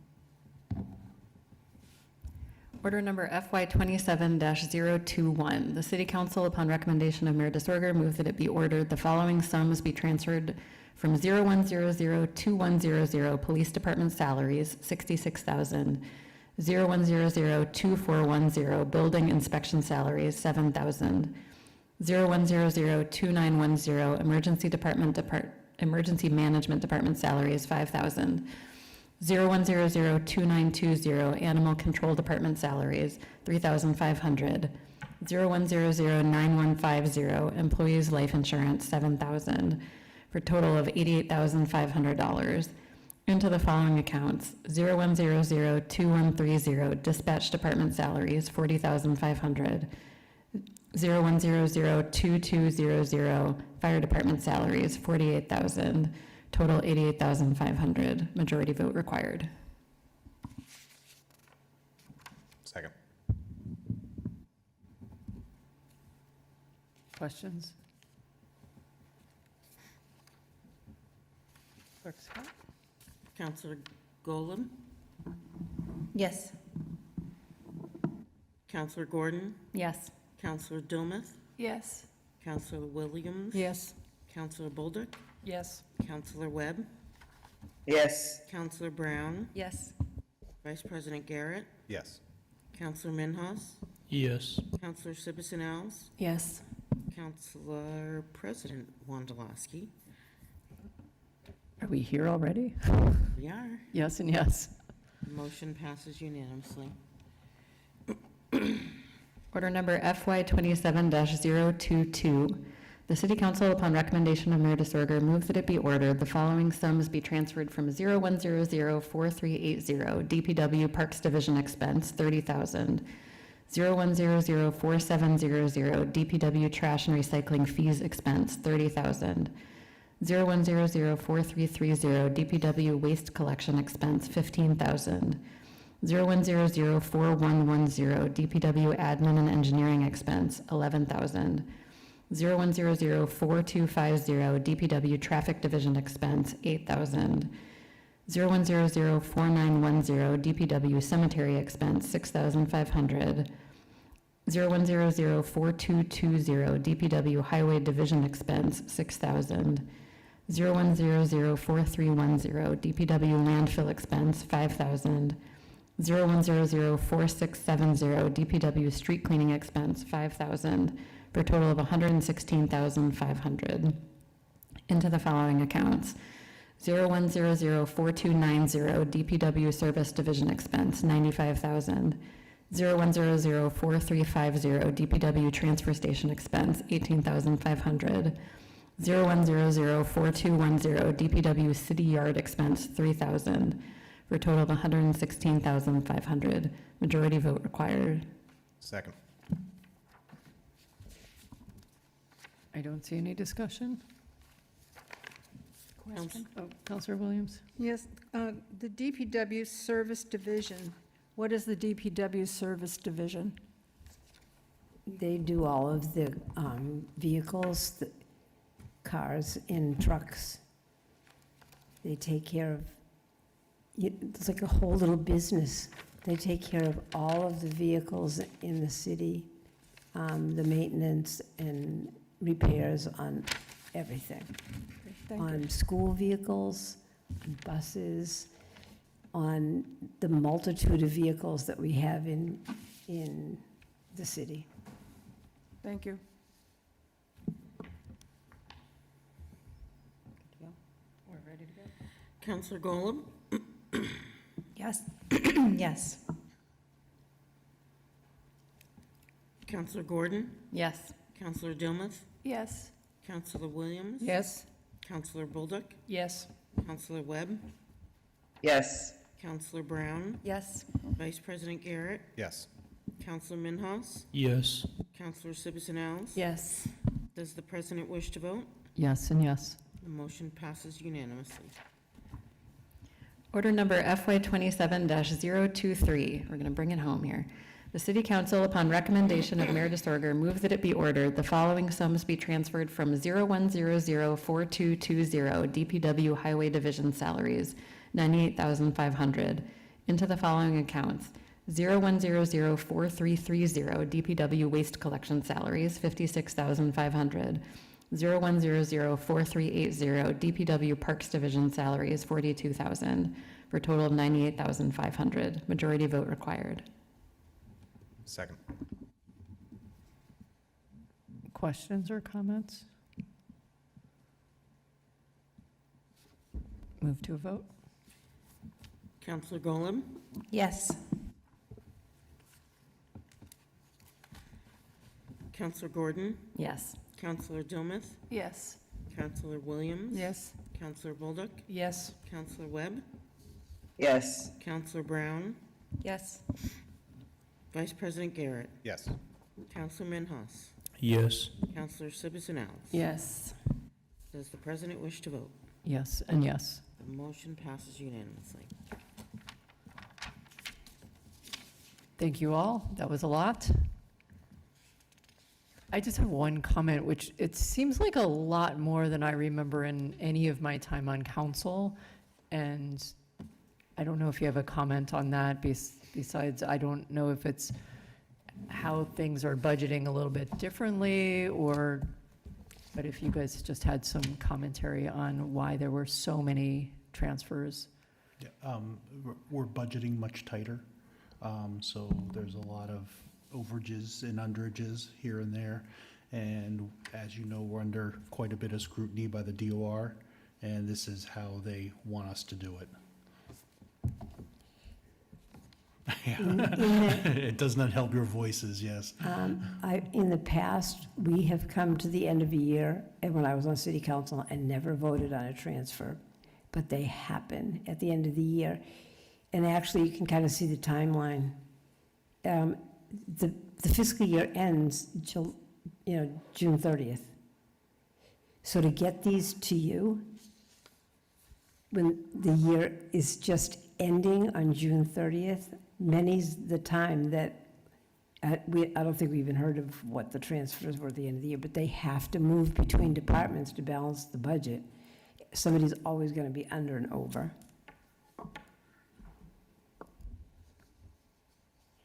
I'm just like formulating in my head, is it that in the past, maybe things were moved mid-year more often, or am I just off on a tangent? No, they get moved at the end of the year, and I think, I don't know, I can't speak for what always has happened in the past, but I could see how it might have happened, that things were moved from one thing to another and didn't have time to get to you by the July meeting, because to get this actually to Kathy and Tammy, by Friday afternoon so that they could print something is pretty hard when you really haven't even closed your books for July 1. So we're trying to let you know what the internal transfers were that are happening. And if any transfers are made mid-year between any department or any salary and expense line, it would have to come to you in an order. That's what I thought. Counselor Golub.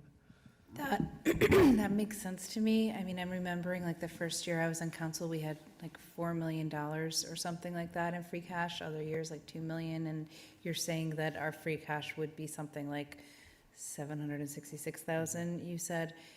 So it makes it. I could imagine that rather than being transferred between accounts, the extra money was just going to free cash, and we didn't have to look at it. Is that accurate, or I'm imagining this? Actually, yes. Okay. So essentially what they're saying is that it's going to go to free cash, and then they're just going to appropriate for the negative balances out of free cash.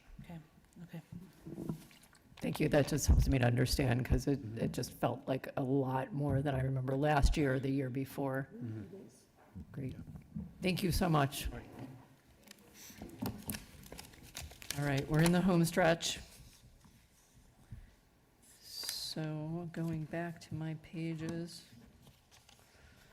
we are at presentation of papers, none. Report of committees, none. Unfinished business, none. Old business, none. And we're on to new business and first reading. And of course, there are 2 financial readings. I can do them. City Council first reading, July 15th, 2026. Approve $600,000 from borrowing for repairs to inflow and infiltration systems as part of capital budget fiscal year 2027 to correct funding source. And second. Thank you. That's it. You just have to read it. She's got one more. Appropriate amount not to exceed $75,000 from stabilization fund 8,400 to engage Clifton Larson Allen LLP CLA to perform cash reconciliation for fiscal year 2025. Thank you. And we have a zoning for Vice President Garrett to read. Okay. Notice of zoning amendment proposal, July 15th, 2026. The following zoning amendment proposal has been submitted to the Greenfield City Council for consideration.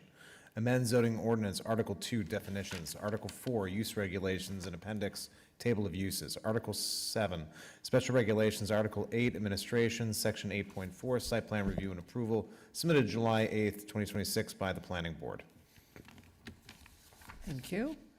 That concludes our first readings.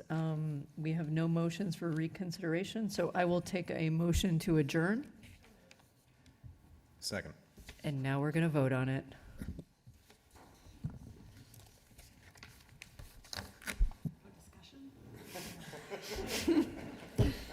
Counselor Golub, Yes. Counselor Gordon, Yes. Counselor Dilmuth, Yes. Counselor Williams. Yes. Counselor Bolduc, Yes. Counselor Webb, Yes. Counselor Brown. Yes. Vice President Garrett, Yes. Counselor Minhas. Yes. Counselor Sibusan Alves. Yes. Does the president wish to vote? No. The meeting is adjourned at 10:10 and a vote by the majority.